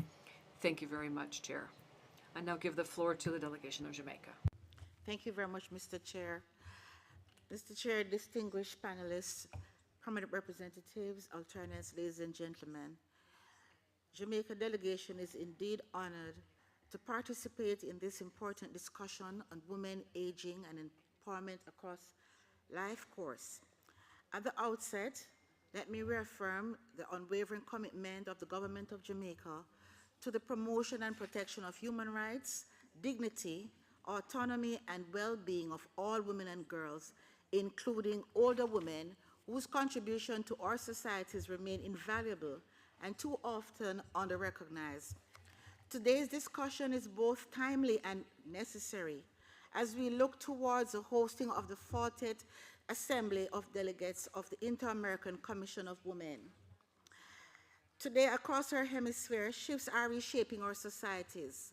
Women are living longer, yet longevity alone does not guarantee security, dignity, or equal opportunity.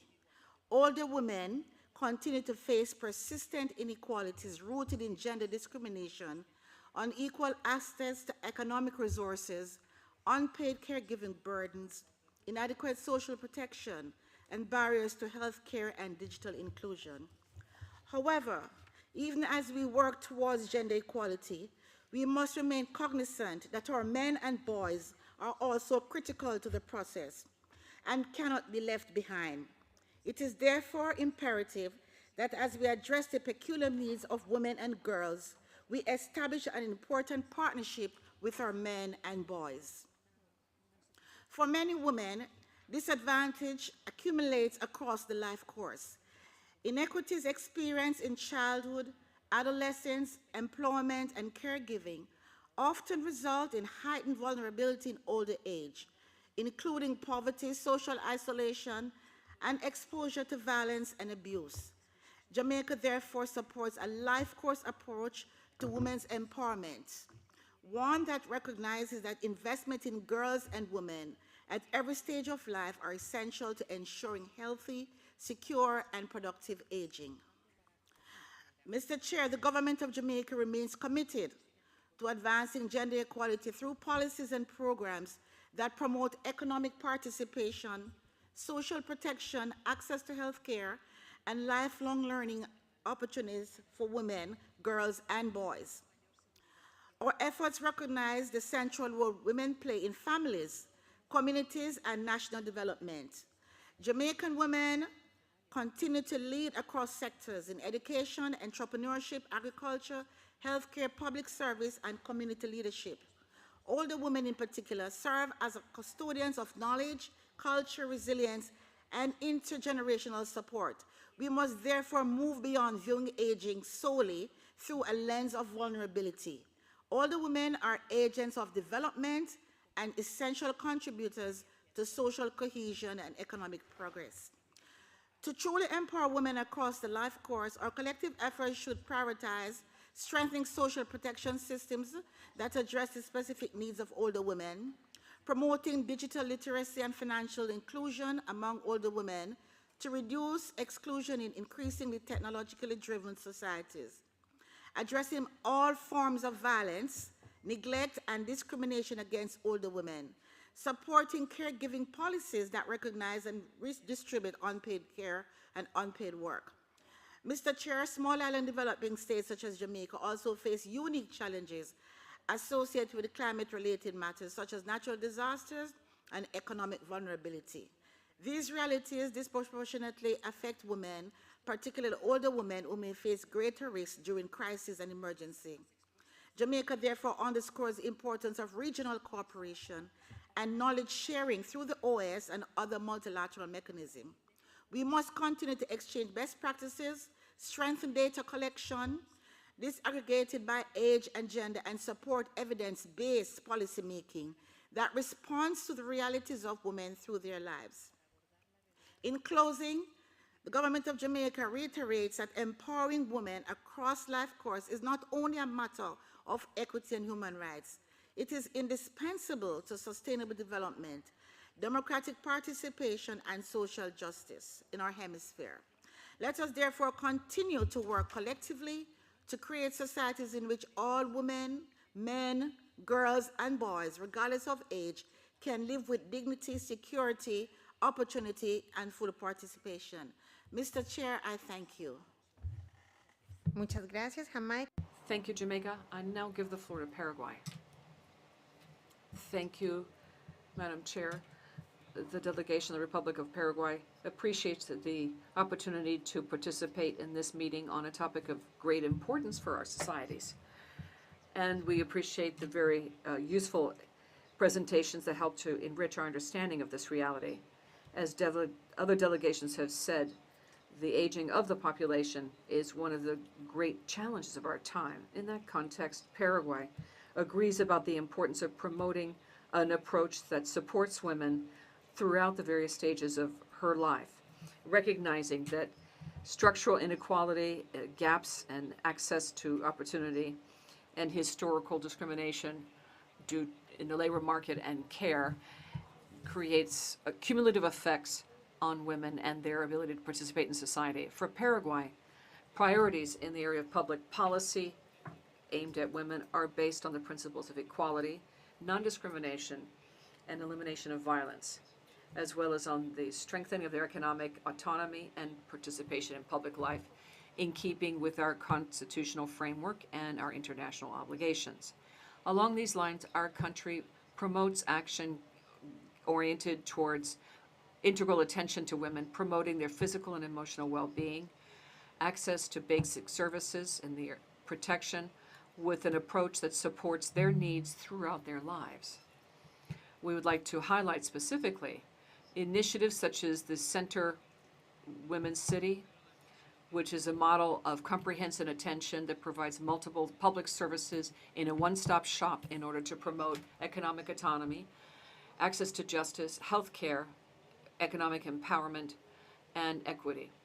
In addition, the program Women Mobile Cities provides these services to urban and rural communities who have limited access to public resources, bringing outreach of solutions to thousands of women throughout the national territory. Also, Paraguay continues to strengthen its normative institutional framework to protect women's rights by way of coordination efforts between institutions geared to more responsive and sustainable responses to violence and vulnerability suffered by this population. We plan to continue promoting the exchange of information and good practices amongst member states of this organization, especially in the area of integral attention, social inclusion, and strategies oriented towards meeting the challenges of aging with a view to strengthening dignity, economic autonomy, and active participation of older women.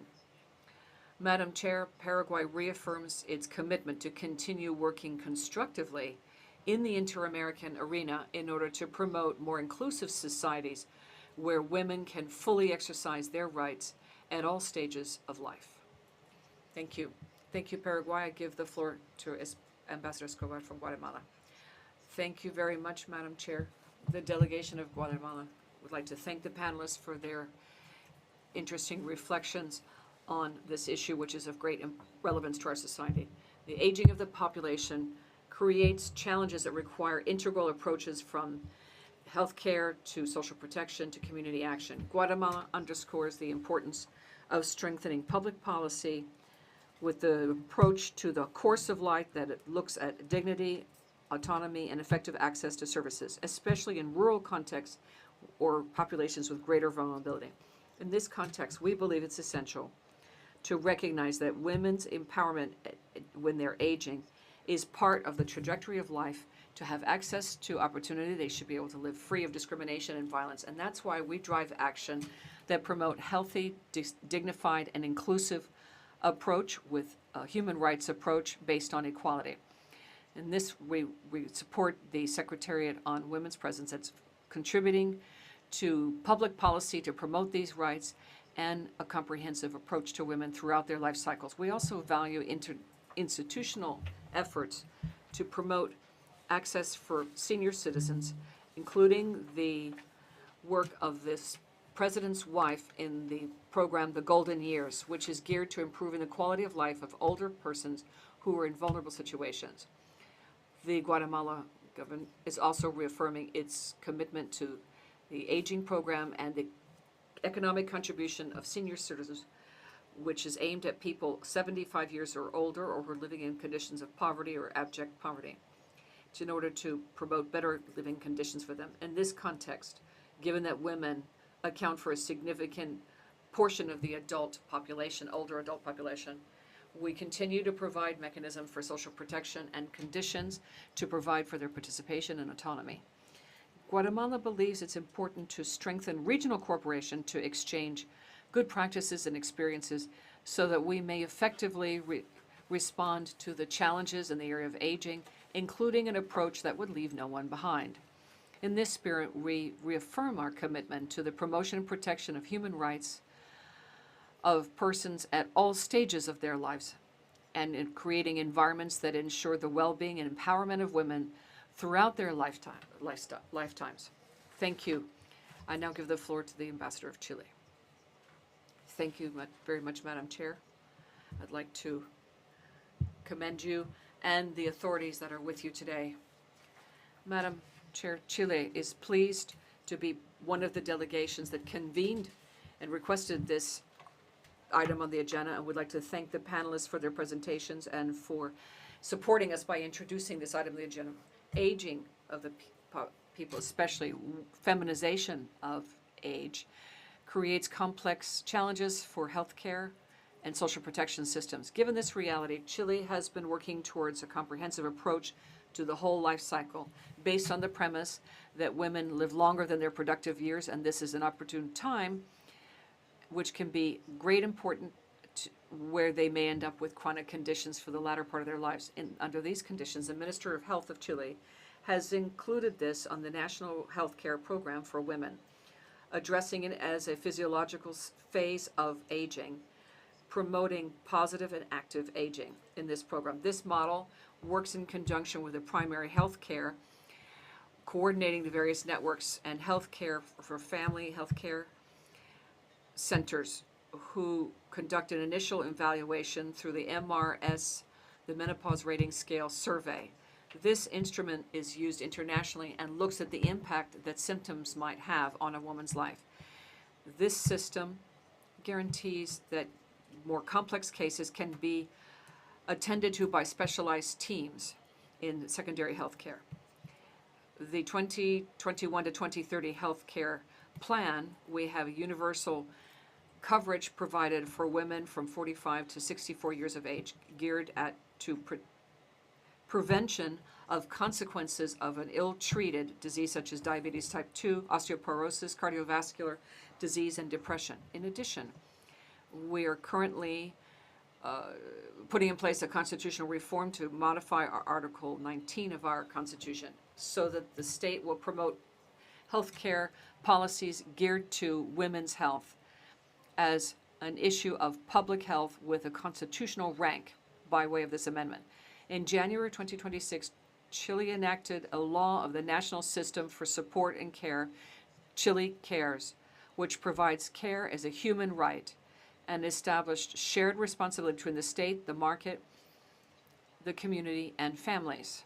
This reform is directly addressing a reality that we cannot ignore. The second survey on the use of time in 2023 in Chile, conducted by ECLAC and women, UN Women, showed that women spend 5 hours a day on domestic chores and tasks that are not paid, compared to the 3 hours of their male counterparts. That's 19% of the national GDP.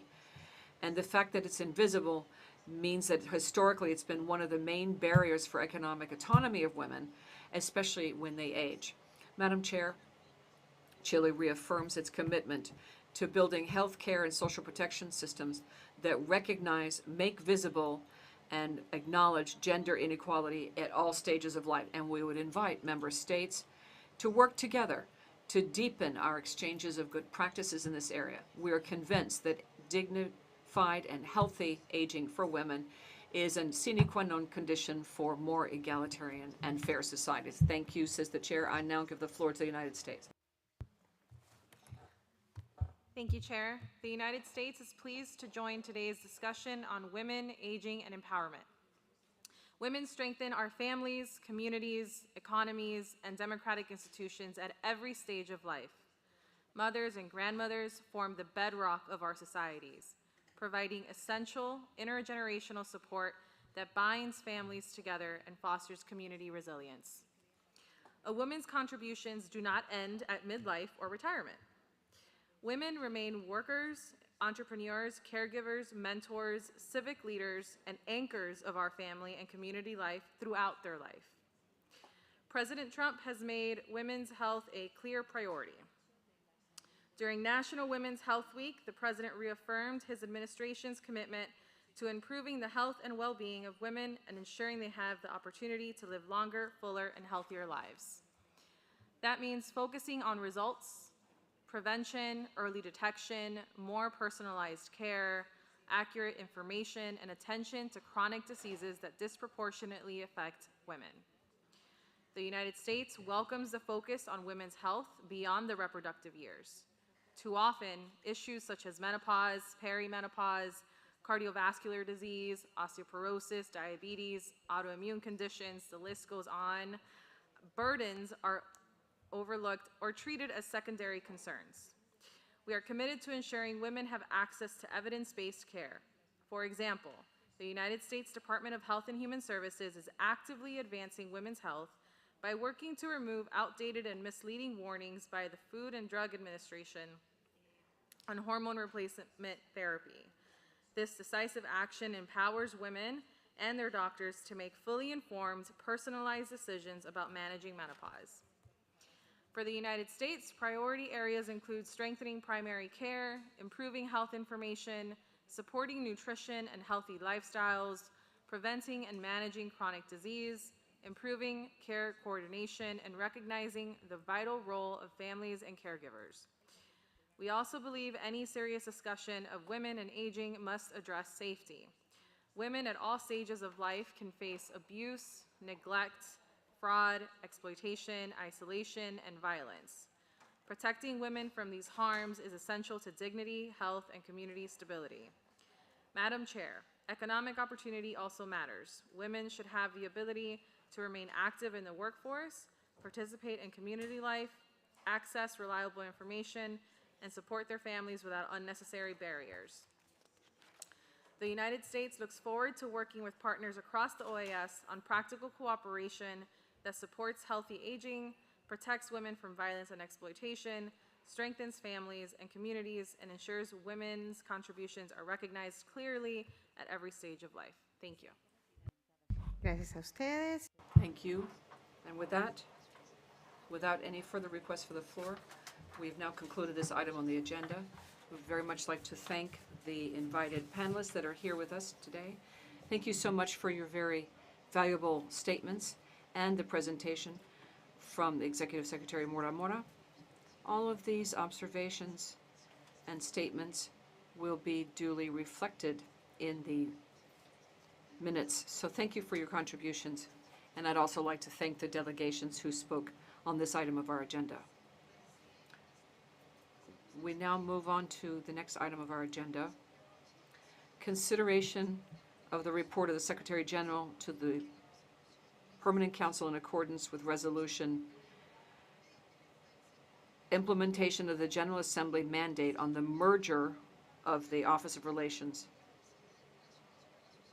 with civil society and civil society component of the Department of Summits. This is in the Office of the Assistant Secretary General. Again, this is in keeping with the General Assembly resolution for 2026.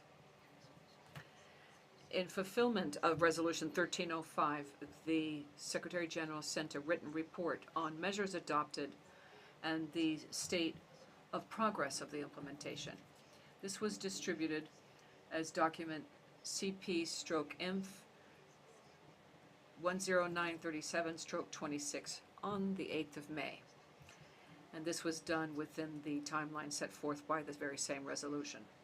Having said that, and with a view to receiving a recommendation from the Permanent Council, I'd like to open the floor to member states to please make comments on the report or any recommendations on the course of action to follow, and we'll take due note. So the floor is open.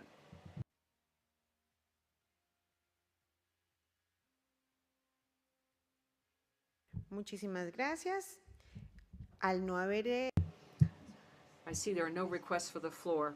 Therefore, the chair is proposing that the Permanent Council take due note of the report presented by the Secretary General on implementation of Resolution 1305, as well as note of the statements by the chair to monitor implementation in the future. So we have noted reception of the document that was presented. The chair reiterates the importance of the timely adoption of administrative measures and organizational measures as needed within the Secretariat in order to ensure full and effective implementation of the mandate conferred by the General Assembly on the merger of the Office of Relations with Civil Society and the civil society component of the Department of Summits in the Office of the Assistant Secretary General. In this regard, the chair would also request the Secretary General to continue implementing necessary measures in order to fulfill this mandate and to report on progress made in the process until we have full implementation of the resolution. This is Resolution 1305. If there are no objections, it is so agreed. Would anyone have any comments to make? No one does. Thank you very much. It is so agreed. We continue with the next item of our agenda. This is based on requests of the delegation of Peru through a note distributed as CP/INF 10943/26. We will now proceed to the election of the Vice Chair of the Inter-American Committee Against Terrorism, CITE, for the period 2026 to 2027. In this regard, the Chair would like to report that, as indicated in the agenda for today, the Executive Secretariat received the candidacy of the Argentine Republic, which was submitted by the permanent mission of that member state to be vice chair of the committee for the aforementioned period of time.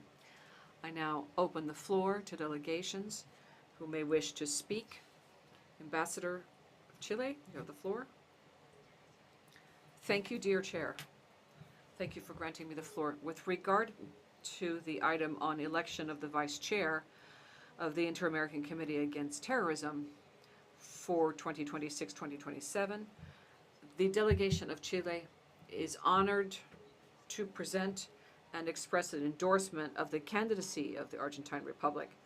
Argentina is clearly a member state with a well-recognized background in fighting transnational organized crime and terrorism, with clear objectives that guide the work of the Inter-American Committee Against Terrorism and its participation in inter-American security mechanisms. And their experience in this area and in international cooperation clearly provides it with the necessary skill for leadership. And if I may, I'd just like to say they have suffered in these areas, and so they quite well know how to conduct themselves and the best way of addressing this with all the drive of this vice chair. Chile has no doubt that Argentina, along with the chair of Peru, would be an excellent team which is balanced and sound, providing complementarity, and will strengthen the work of the committee and will further contribute to promoting a hemispheric agenda in the area of security that meets the challenges that we face in this day and age in our hemisphere. So Chile wishes the best of success in the exercise of this shared responsibility. And also, please know that you can count on us for whatever that committee might need in order to move forward. Thank you, Madam Chair. Thank you, Ambassador. I now give the floor to Panama. Thank you, Madam Chair.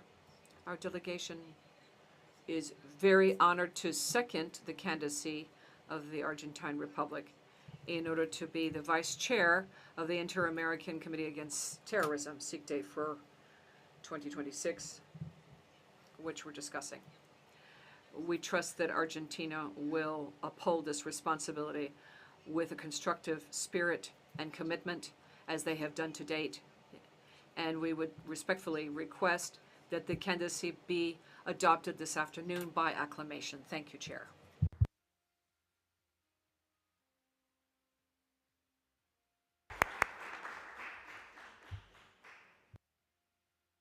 Muchas gracias. Thank you very much, Ambassador Delegado from Panama. And with this acclamation, then, the chair declares Argentina elected by acclamation as vice chair of the Inter-American Commission Against Terrorism for the period 2026-2027. We extend our congratulations to the delegation of Argentina and wish it success in the work of these very important duties. We'd like to open the floor if anybody would like to make comments to Argentina.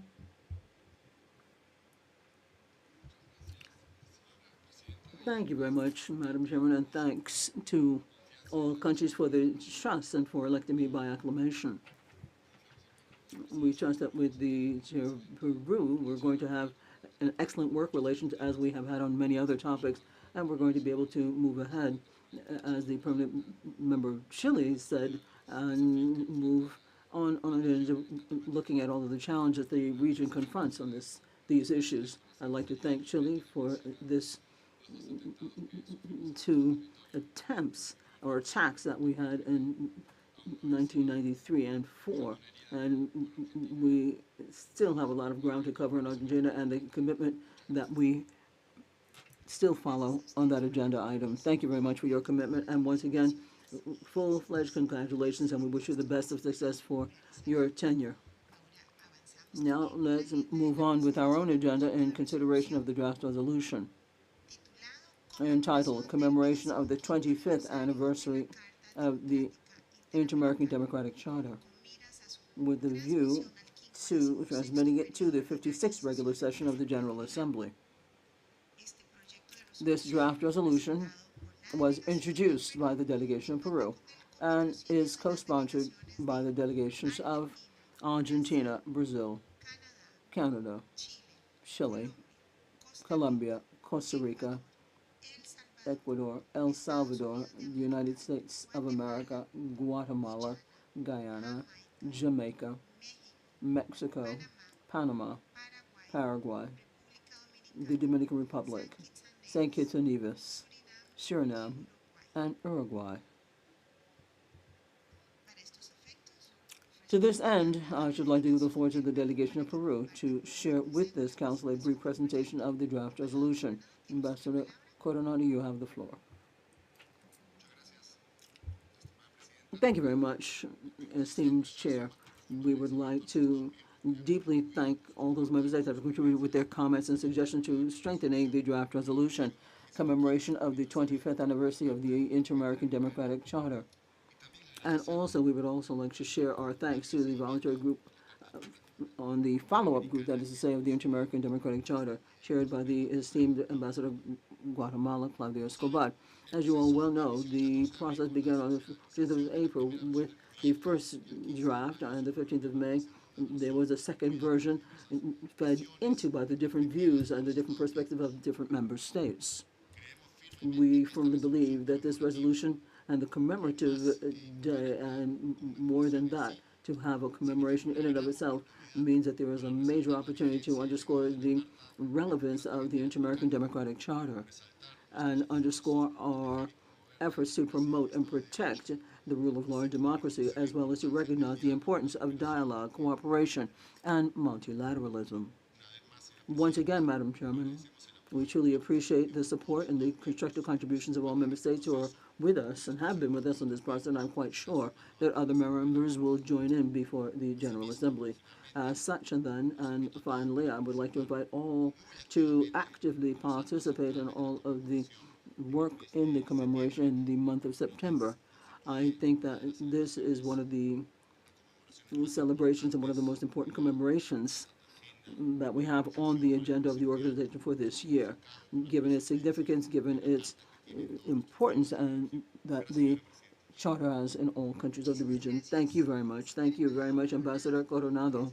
Thank you also to Ambassador Escobar, who has chaired the voluntary group on the Inter-American Democratic Charter and has been very active in this matter. And also we'd like to thank the Secretary, Sebastian Kraljevic, for his support, Secretary for Strengthening Democracy, and all of the work that the Secretariat is doing to have robust activities when it comes to this resolution. Thank you very much, everyone, for all of your work and for all of your efforts.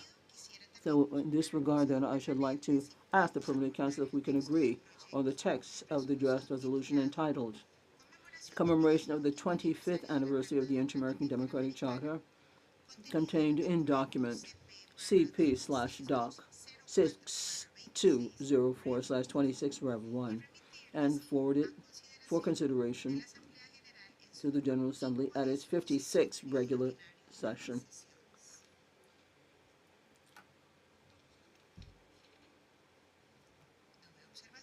There are no comments.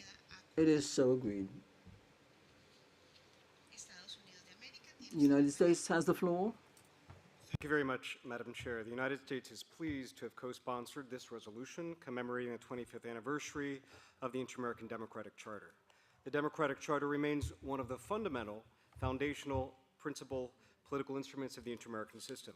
It affirms clearly that the peoples of the Americas have a right to democracy, and governments have an obligation to promote and defend it. Unfortunately, we continue to see democratic institutions undermined in parts of the region, including through repression, arbitrary detention, violations and abuses of human rights and fundamental freedoms, and attacks on independent institutions in countries such as Cuba and Nicaragua.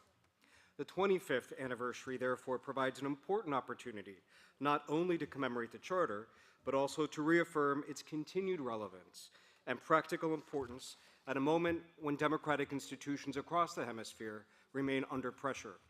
As we look toward September 2026, this anniversary also coincides with broader reflections across the hemisphere connected to the 250th anniversary of the United States Declaration of Independence and related Freedom 250 commemorations. While separated by 2 centuries and different historical contexts, the U.S. Declaration of Independence and the Inter-American Democratic Charter are mutually reinforcing texts in an important respect. Both affirm that legitimate government derives its authority from the people and exists to protect liberty, dignity, constitutional order, and inherent unalienable rights and fundamental freedoms under law. In many ways, the Democratic Charter helped institutionalize those principles at the hemispheric level by recognizing that democracy is not simply electoral procedure, but a system grounded in constitutional governments, accountability, separation of powers, and respect for human rights and fundamental freedoms.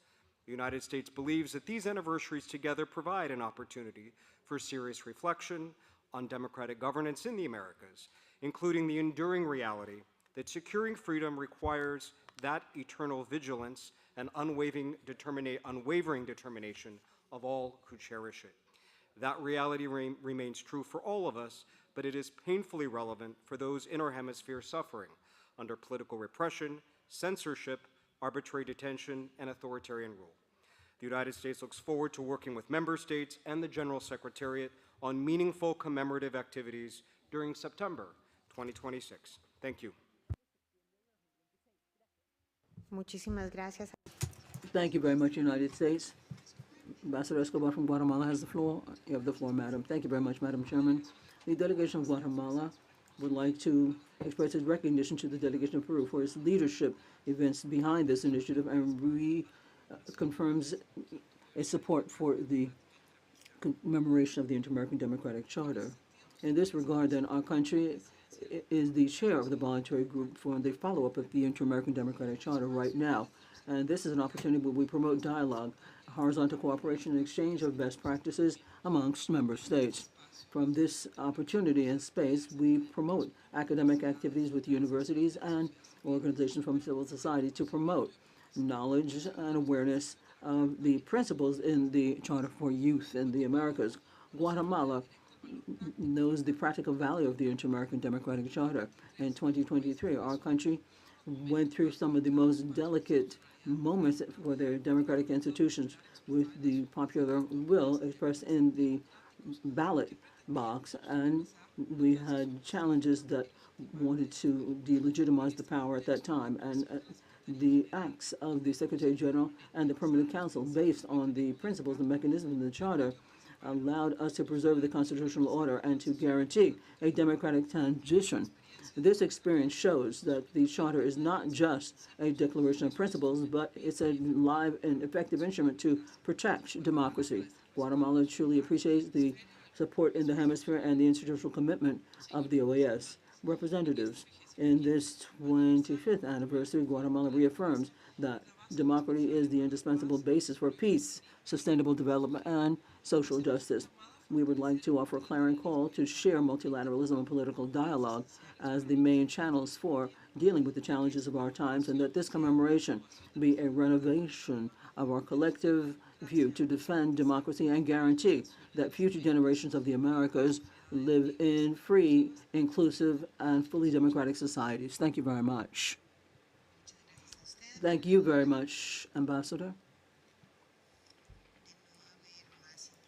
As there are no further requests for the floor, let us move on. The document was approved, and let's move on to the next item on the agenda. Thank you very much for everyone for your participation.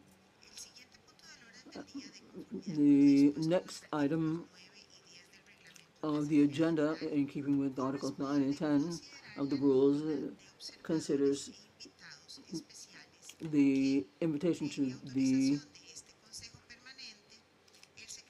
prior authorization of the Permanent Council. The Secretary General may invite to the 56th regular session of the General Assembly.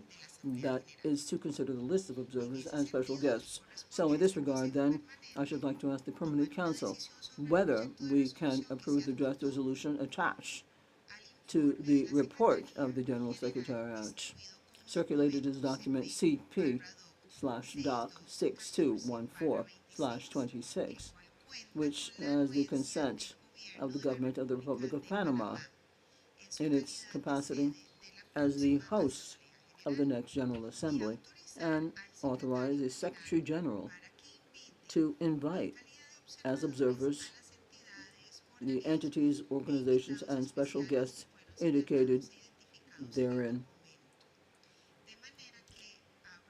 I would like to open the floor then to move on with any analysis, and if there are no further comments, we will move on to approve the document that will move to make the invitations for the General Assembly. United States has the floor.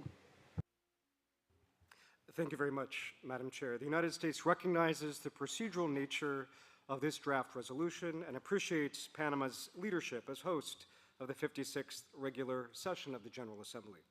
We also recognize the longstanding practice of inviting a broad range of regional and international organizations to attend the General Assembly.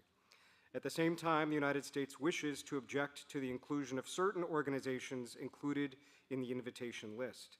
The United States continues to view the Organization of American States as the Hemisphere's principal political institution, grounded in democracy, sovereignty, respect for human rights, rule of law, and the Inter-American Democratic Charter. Chair, we remain deeply concerned by efforts to promote alternative regional mechanisms that may weaken institutional coherence or seek to bypass the established inter-American system. In particular, the United States has longstanding concerns regarding CELAC and the extent to which some governments have sought to use that mechanism as a political counterweight to undermine the core mission of the OAS. The United States also has concerns regarding the inclusion of WHO, given the United States' withdrawal from that organization and broader concerns regarding its governance, independence, reform, and alignment with United States interests. We also note concerns regarding the inclusion of the ICJ, given broader U.S. sensitivities regarding international judicial bodies and proceedings that may implicate U.S. interests, sovereignty, or key partners. Accordingly, Chair, the United States is calling for a vote on this item to formally indicate those states that would continue to support an unnecessary expansion of the OAS, and we intend to vote no. Our position should not be interpreted as opposition to Panama's preparations as host, nor as opposition to the procedural organization of the General Assembly. Rather, it reflects significant U.S. concern regarding specific organizations included in the invitation list. Moreover, although we have mentioned several organizations here, our position should not be interpreted as U.S. endorsement of all the remaining organizations included in the invitation list. The United States remains firmly committed to a strong, effective, and politically relevant OAS as the central forum for hemispheric democratic engagement and cooperation. Thank you. Thank you very much, United States. In this regard, I do have some questions. First, has anything in writing been circulated before making your presentation in the room? No. Okay, very well. Second, the vote that you're asking for, because once a delegation calls for a vote, then we have to proceed along that line, and we have to consult Dr. Toto from the legal of international law. As legal counsel, I'd like to ask if your call for a vote is for each and every one on the list that we sent out, or if you would also like to put off the consultation, or you would like to put everything or consider everything into the document that was mentioned, 6214/26. Go ahead, United States. Very much. My guidance is to pursue a vote on the entire resolution as it currently stands. Thank you. Permítame, Just give me a bit of a minute so I can consult legal counsel. In calling for a vote, well, I would like to inform you that I wasn't aware of this call for a vote. If we had, we would proceed with earlier, but I'm going to ask for a 10-minute break so that we can consult the Secretariat and ask for instructions, and you can consult amongst yourselves so that we proceed appropriately and correctly.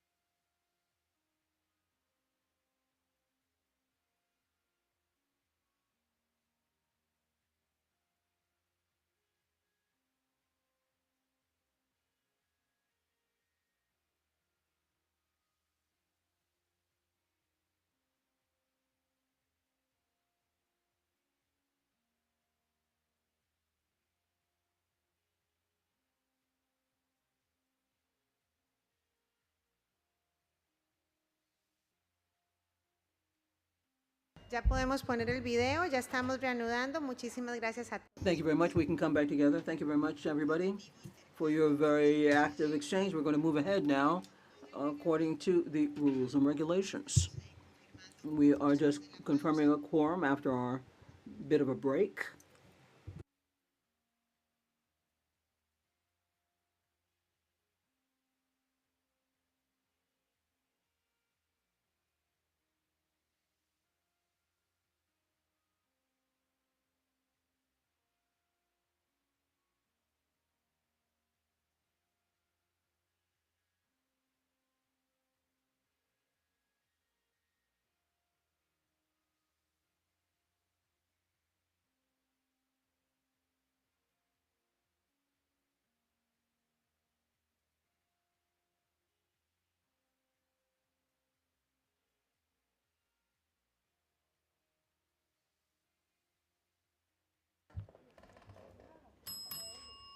Buenas, entonces de nuevo. Very well. Once again, let's pick up where we left off. Thank you very much to everybody, and we're going to proceed to a vote.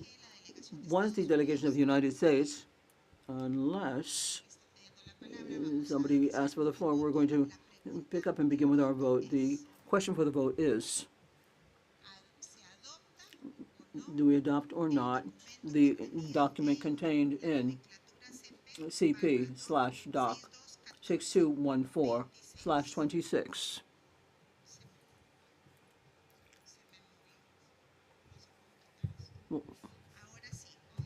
Well, I'm going to read the article, dear colleagues.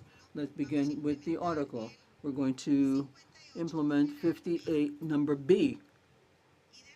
And according to our rules of procedure, we are going to need 18 votes to approve the document. Let's use, according to our procedures, the electronic vote. The options are no, yes, or abstention. And that's how it is. You have your various electronic devices and you have the options for the vote therein. So we're going to vote now.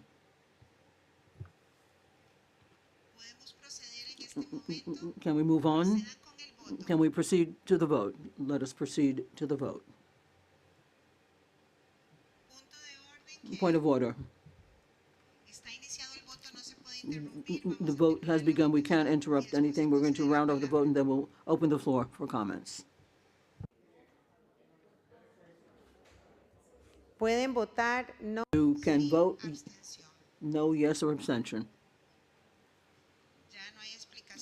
There are no explanations. Those are the options. Está en la pantalla. It's on the screen. This is the explanatory view. No, yes, or abstention. Como pueden ver, esta As you can see, this is one of the few times that we're using the electronic voting system. I don't know how many times it's been used. So here we have agreement of states. We're starting to see the results on the screen.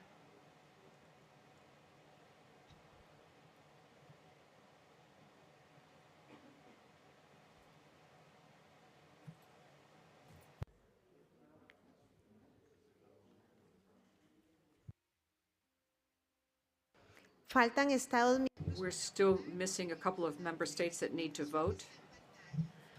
You can see on the screen, the negative is no.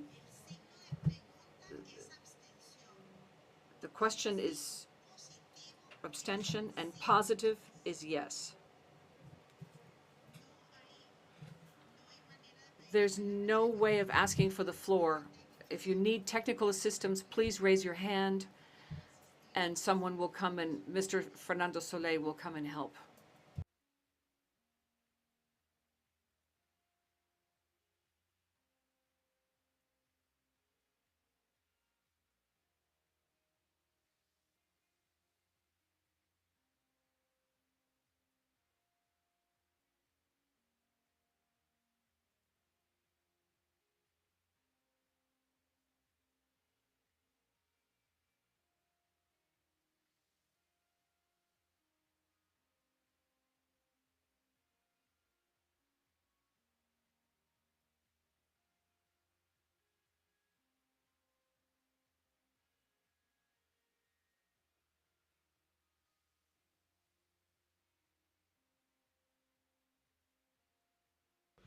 Quisiera recordar I'd like to recall here that in front of the microphone there, you have your various voting options.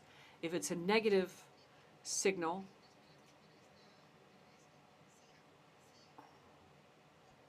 if you press the button, the negative button, then that's a no. If you press the yellow, the abstain, if you press yes or more, it means yes. Look at these screens. You can see the example on the screens.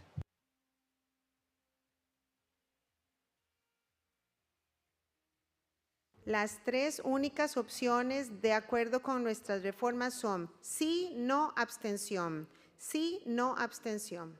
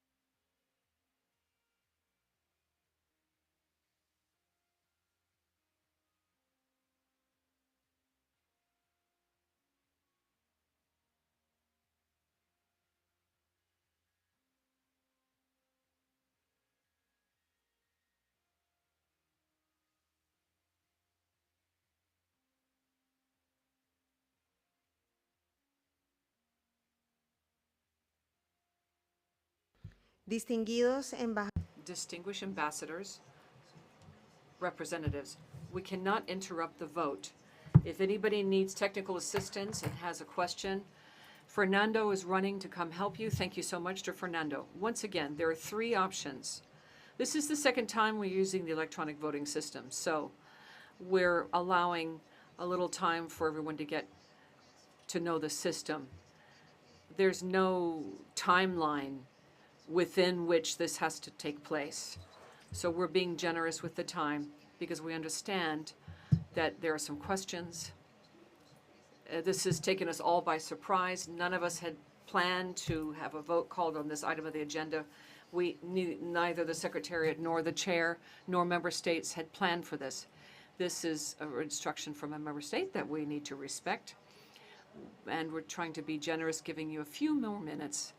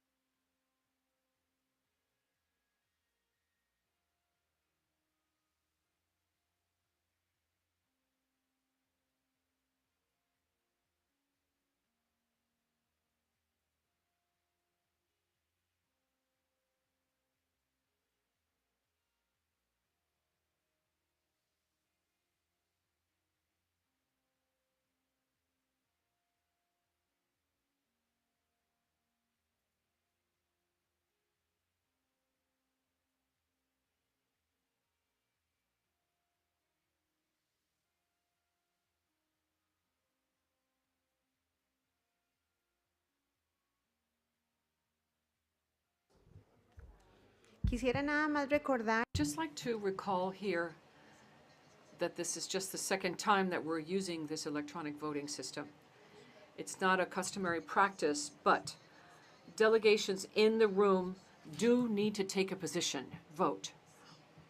And yes, no, or abstain. You must make a choice. Those are the only options available.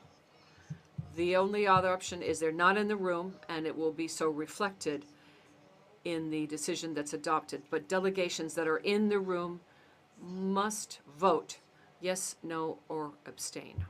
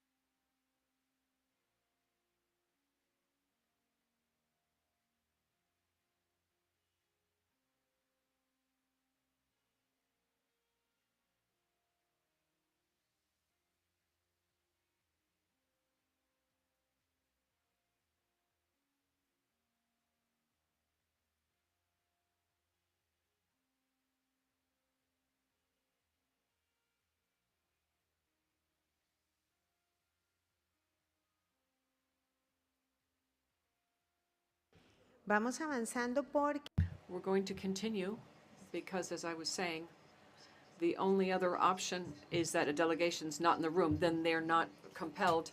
There are a number of delegations that were not in the room. Those delegations will not record a vote. But delegations that are in the room do need to take action. y esto es And that's, once again, this is not regulated. You know that there is a little bit of a gap in terms of the amount of time that we can spend on this process. We've been very generous with the process, but we do need to take action as soon as possible. There are a couple of delegations who have not yet exercised their right to vote. One vote per delegation. It's all reflected here on the screen. de momento tenemos For the time being, we have 12 votes yes, approve the document. One vote no, approving the document, and 14 abstentions for a total of 27 votes. This is the second time we're using electronic vote in this permanent council. Thank you for your patience. So we will consider the voting process concluded, and again, reminding delegations that are in the room to vote, and some delegations are outside the room, and the record will show they were not in the room and they did not vote.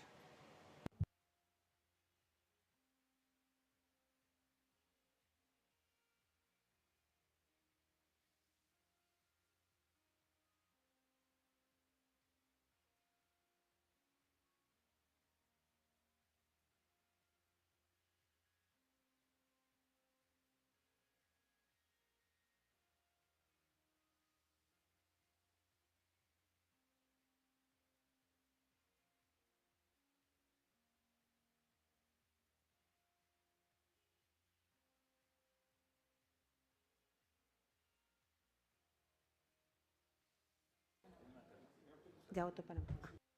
Sí, ya vemos que hay. Yes. We see that delegations present have voted. The delegations in the room have made a decision, and we will now proceed with the closure of this discussion, and this decision has been taken. This chair is acting according to the mandate conferred by member states. And I'd like to tell colleagues that we're taking note of the results. At this time, as you can see on the screen, there are 13 votes in favor of approving the document, 1 vote against approving the document, 14 abstentions, for a total of 28 delegations who have voted. And the clear conclusion here is that the document was not approved by with the 18 votes required by the rules of procedure. Therefore, the document's not approved. And that is the decision taken by the Permanent Council. It is so decided. We'll continue now with the next item of our agenda. Thank you, one and all, for your patience and for exercising your right to vote. We will now give the floor to Brazil, Argentina, and Mexico. Madam Chair, my delegation would like to express its deep regret about what just happened here in this room. We are surprised that there was a request for a vote on a draft resolution that's procedural in nature. It's a disrespect of the organization of the upcoming General Assembly. This has never happened before in organizing GAs. But notwithstanding that, we did vote without addressing the issue of the rules of procedure in Article 60, subparagraph A, that it's supposed to take place after a discussion of the proposals. There was no opportunity to discuss the motion to vote. And in that regard, we believe that this vote that just took place does not enjoy legal value, and it should be repeated in another session with an opportunity for delegations to be able to prepare the vote, because I believe that many of the abstentions are due to the fact that there was no time to ask for instructions from our respective capitals. We are therefore have jointly in breach. This is not the responsibility of the chairs. All of us together are in breach, non-compliance with the rules of procedure, and perhaps not very well advised with regard to the legal ramifications. But this vote, requested at a surprise way, without time and no time to discuss the motion, complicates matters rather. And it's clear that once the vote was requested, then it's necessary to proceed to the vote. But proceeding to the vote means that the discussion is closed off. There was no discussion. So we believe that this vote is null and void, and we would put forth a motion to reconsider this draft resolution in an upcoming session of the Permanent Council. Thank you. Muchísimas gracias. Thank you, Ambassador, says the chair. We take note of your observations. We now give the floor to Argentina. Thank you, Chair.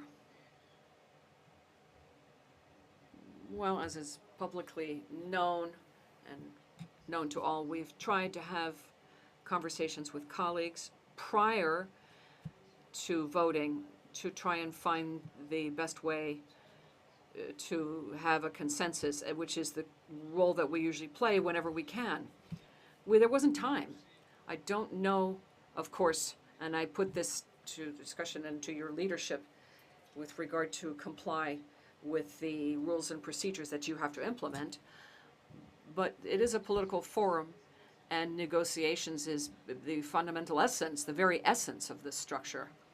And so negotiations require time, and it's not clock time that you do it in 2 minutes or 5 minutes or 15 minutes. And I don't think that even the rules of procedure indicate that you immediately give the floor would mean that that's definite and that it has to be done in a certain number of minutes. So I apologize if I'm making a mistake in my interpretation, but quite sincerely,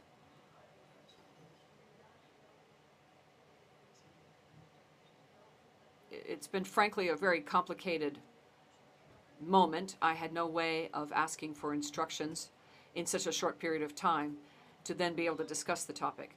Therefore, the only way forward, I would say, and the question would be for me, is how do we continue with this? Brazil just made a suggestion. Anything that would help us as a political forum to give time and space to be able to discuss this topic, discuss it in another place in a more calmer way might be an alternative. But if that's not possible, then please tell me how we proceed. Thank you, Chair.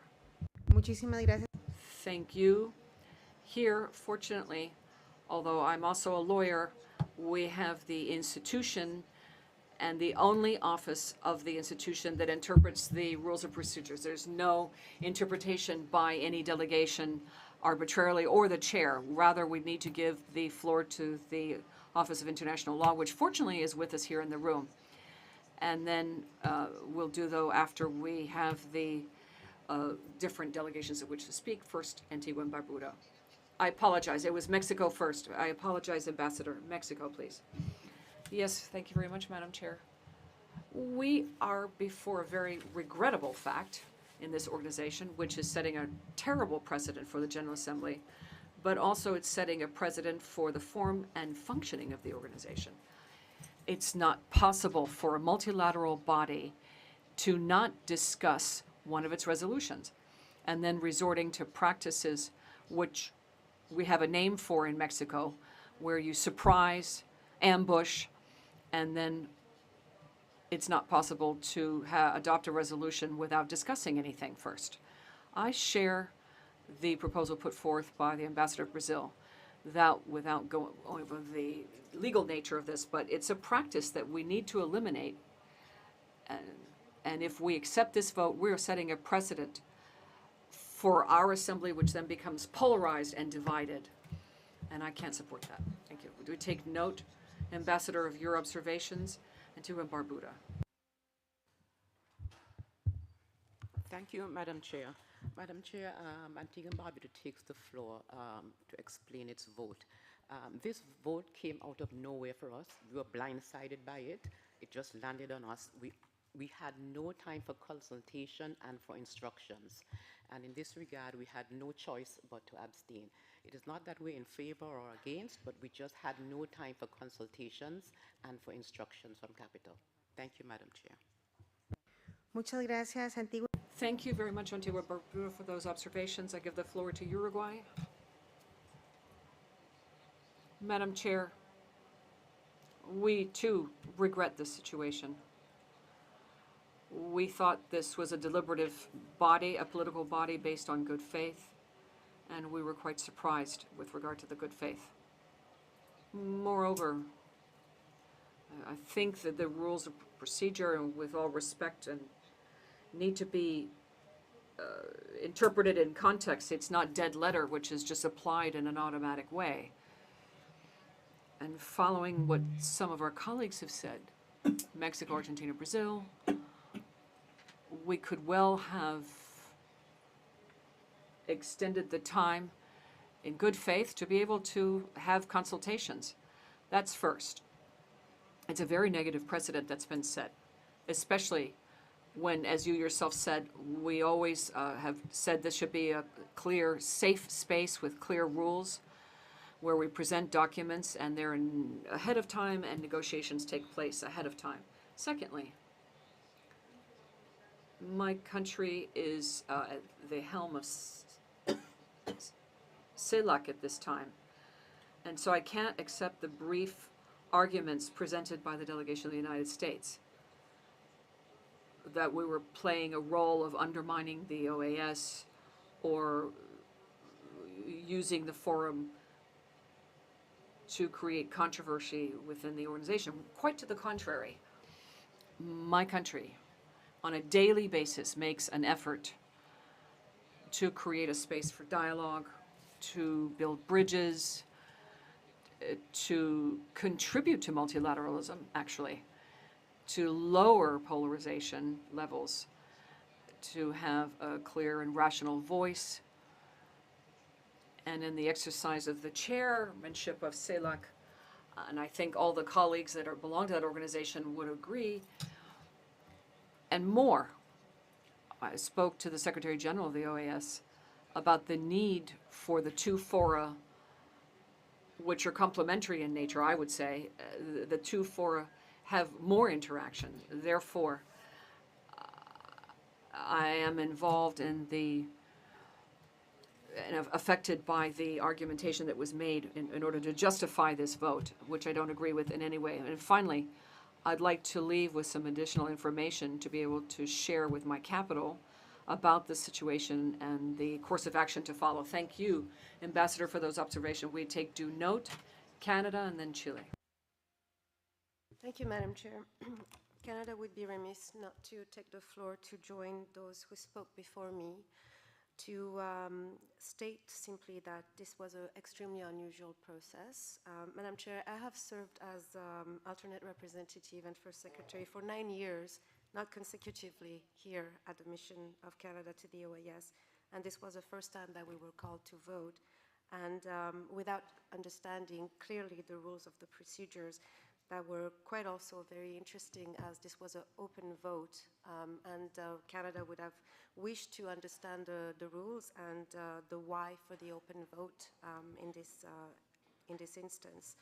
Of course, it is the prerogative of all member states to suggest a path forward here at the Permanent Council, but we urge all member states also to use all the different fora of the organization, all the different committees that we have to discuss these issues, those resolutions.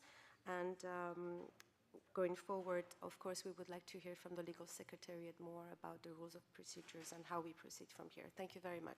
Muchísimas gracias a usted. Thank you. We take due note. I now give the floor to Ambassador Castro from Chile. Thank you very much, Madam.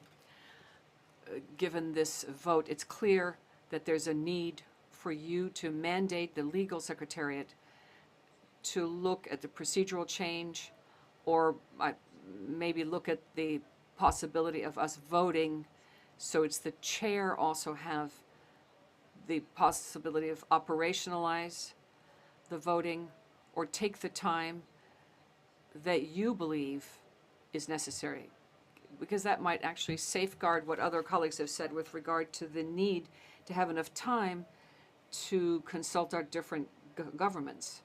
So maybe we might end up repeating this, given the fact that this kind of electronic vote, you might also have the possibility and some leeway to manage the situation differently.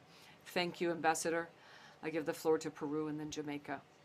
Thank you, Chair. I was going to say something very similar to what my dear friend, the Ambassador of Chile, was saying, in that we need time to reflect and discuss, and there's a need to have clarity, especially when we're participating in situations like this, and there's also the rules of procedure. We have to go over things, talk about the procedures. It's important to allow time for that, and I think in that I would add my voice to those of my colleagues who spoke before, and I would add to what the Ambassador of Chile said, that it is important in these unpredictable times to be extremely clear about the landscape, what's going on, and discuss it. Thank you. Thank you, Ambassador. Jamaica. Thank you very much, Madam Chair. My delegation wished to explain the vote and to indicate that we did not have time to consult with our capitals, and therefore I'm not here in my own capacity. I'm here representing my government and my country, and therefore any decision as to a vote must be done in consultation. This one was an impromptu decision, and so that's why Jamaica had no choice but to abstain. Thank you very much.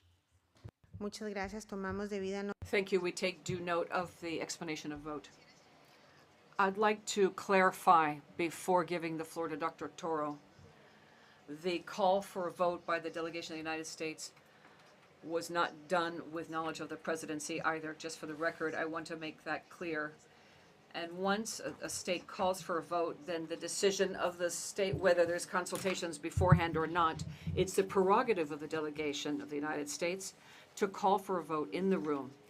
And so that call for a vote was respected, and that's how we implemented the rules of procedure immediately.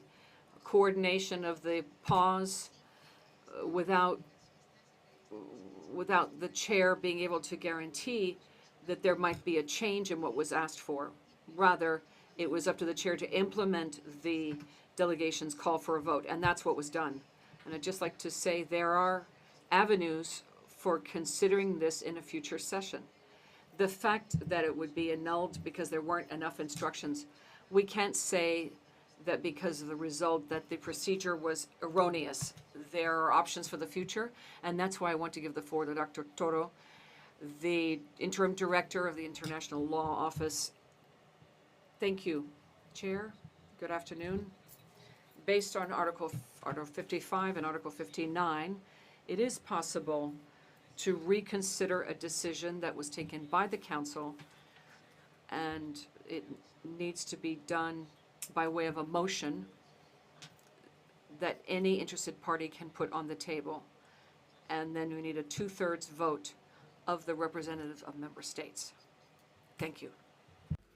Yo también de parte del I too, from the chair, would like to ask if it's possible for this document to be resubmitted through the Secretariat, the delegation of Panama, in coordination with delegations. Can the document be resubmitted? I'll give the floor to Ambassador Cherniak, and then maybe Dr. Toro can clarify for us if there are other options. Thank you, dear Chair, and thank you, Doctor, for your statement. The question I had, and maybe when the doctor speaks, he can clarify for me, please. What often happens, I won't talk about this specific issue, but what happens is that when someone needs to look at a resolution study, it seems like you have to vote as a total document and not in separate bits. But people might have different positions on given organization. That can't happen in the case of civil society. But in this case, to directly find ourselves before a draft with these characteristics, my question is it possible for the resolution to be approved, but it doesn't have to be an all or nothing proposition, that all the organizations enjoy a consensus to be invited, or some no? There would be more leeway for maneuvering for member states if we were able to express our will in a clearer manner and not in this sort of block, kind of almost zero-sum way. That would be my question. Thank you very much, Chair. Let it be clear that your doubt was also mentioned before we proceeded to the vote, and so I asked the delegation who requested the vote, and they wanted it voted on in a block. I now give the floor to the ambassador, Uruguay, then Mexico, and then back to Dr. Toro. Thank you. Thank you very much, Madam Chairman. We had a vote for a motion. The other thing would be a reconsideration of the issue at hand, so that down the line, we could raise this no from the list of yes, and then leave open and not consider the approval of the list once again, and then leave the issue open-ended for more time so that we can precisely have consultations, and I'd like a clarification on that particular point. Thank you, if you don't mind. Well, yes, as I said, Dr. Toro, what I have clearly is that there are no invited guests to the assembly. This is the result of the vote. And that's it. Thank you very much, Ambassador. Well, let's give the floor to Dr. Toro. Thank you very much, Madam Chairman. Well, to reply to the distinguished Ambassador of Argentina, was in point of fact, yes, you can have a vote on parts of it. And this was precisely the question put by the chair to the delegation who put or asked for the vote, in part or all, but this is possible, yes. Now, with regards to the question put, no, it's really a comment, but we can proceed to pick this up again and reconsider the decision. In other words, for this 2/3 vote, we can proceed today we could proceed with a reconsideration of the decision.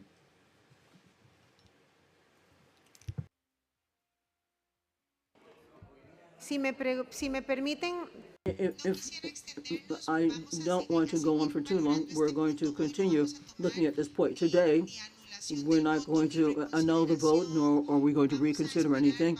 We're going to wait. We're going to round off the list of speakers, and then there is a suggestion put by the Department of Legal Affairs. I'm going to give the floor to Argentina once again, to Uruguay, and followed by Colombia once again.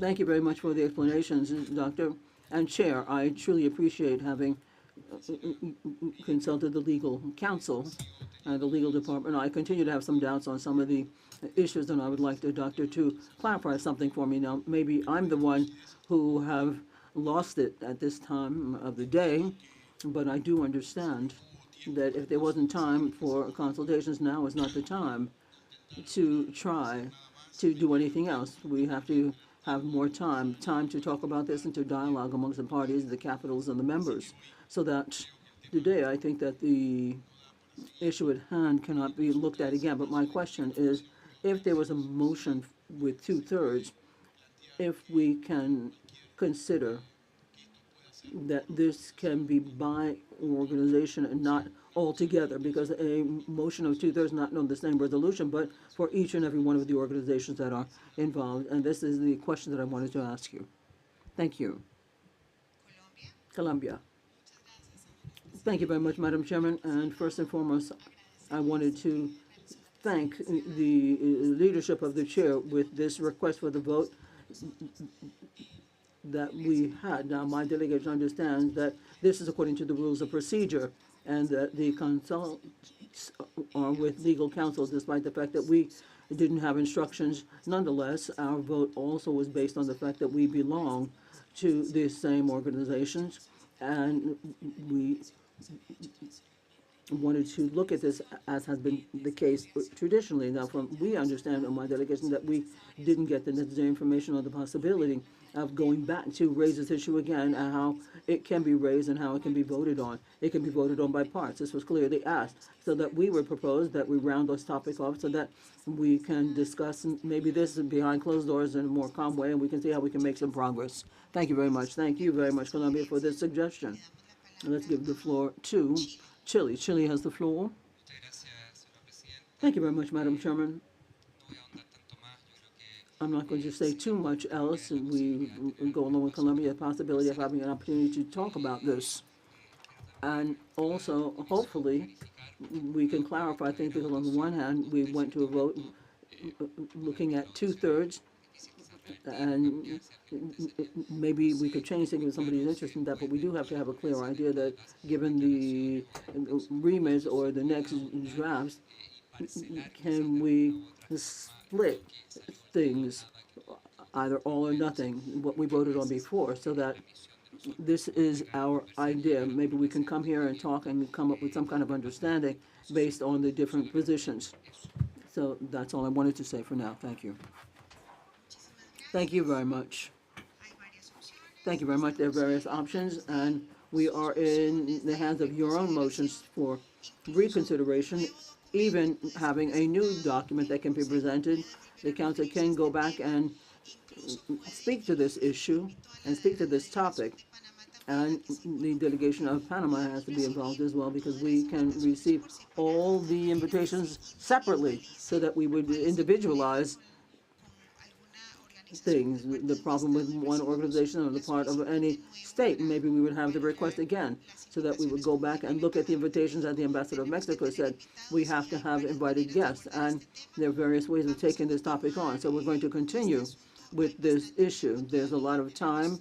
We still have a legal counsel with us to be able to take the best decision in the future, and to coordinate with capitals. At a next session of the Permanent Council, we can broach this topic. We can take it on, and I would like to thank all of you. If you have any recommendations, or if you have any motion for reconsideration, well, yes, please present it. So we'll take a look at that at the next meeting we have of the Permanent Council, as we have done all Fridays before we have a Permanent Council meeting. We do things informally, we discuss all the legal aspects and elements, and we participate. If we have any doubts for this particular meeting, we would invite Dr. Toro to come along with us and give us some legal counsel. So as a group, as a collegiate group, we have to act as a collegiate group, and we will take the correct decision at the next Permanent Council regular session. Let's round this point off. Let's continue, and we'll leave it and invite you to present it in writing, and we'll take it on at a coordination meeting at the next meeting to take a new decision or a reconsideration at the next session. Thank you very much to everyone once again for your participation, and let us move on now with item 12. As the next item on the agenda, I ask the Permanent Council if we can proceed with the approval of the following minutes. 2456 is the special session of October 10, 2023. Minutes, or Act 2457 of the special session of October 10, 2023. Minutes 2458 of the regular session of the October 11, 2023. Minutes 2459 of the special session of October 12, 2023. Minutes 2460 of the special session of October 18, 2023. Minutes 2463 of the special session of November 1st, 2023. Minutes 2586 of the special private session of March 26, 2026. Minutes 2590 of the regular session of April 22nd, 2026.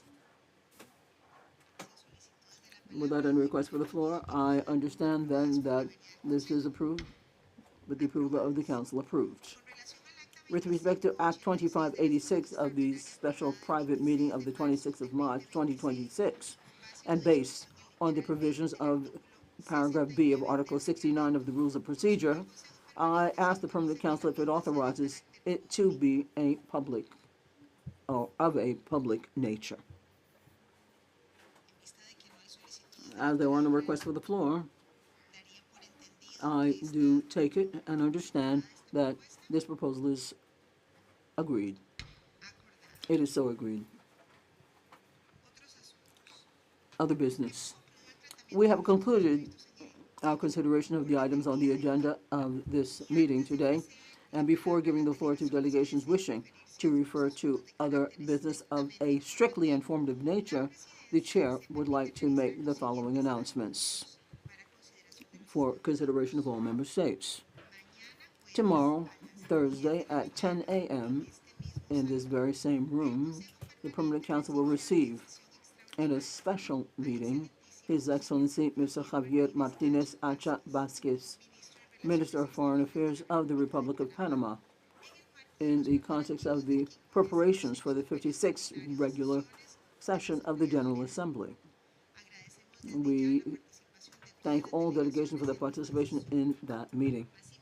And as such, in addition, next Friday, May 22nd at 10 a.m., in this very same hall, the next meeting of the Preparatory Committee for the General Assembly will take place, at which it is expected to consider, among other issues or items, the draft agenda of the 56th regular session.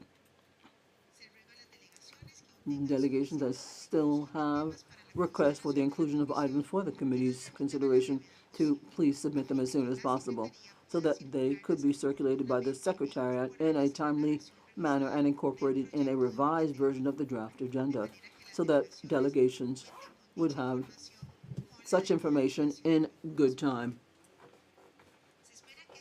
This is expected to be the last meeting of the Preparatory Committee for the purpose of concluding the work mandated by the Rules of Procedure of the General Assembly. Likewise, on Friday, May 22nd, starting at 2 p.m., in the Guerrero Room, the chair has convened an informal meeting to continue negotiations on the draft resolution on Haiti. I invite delegations that still have specific comments to submit them to the Secretariat no later than this afternoon.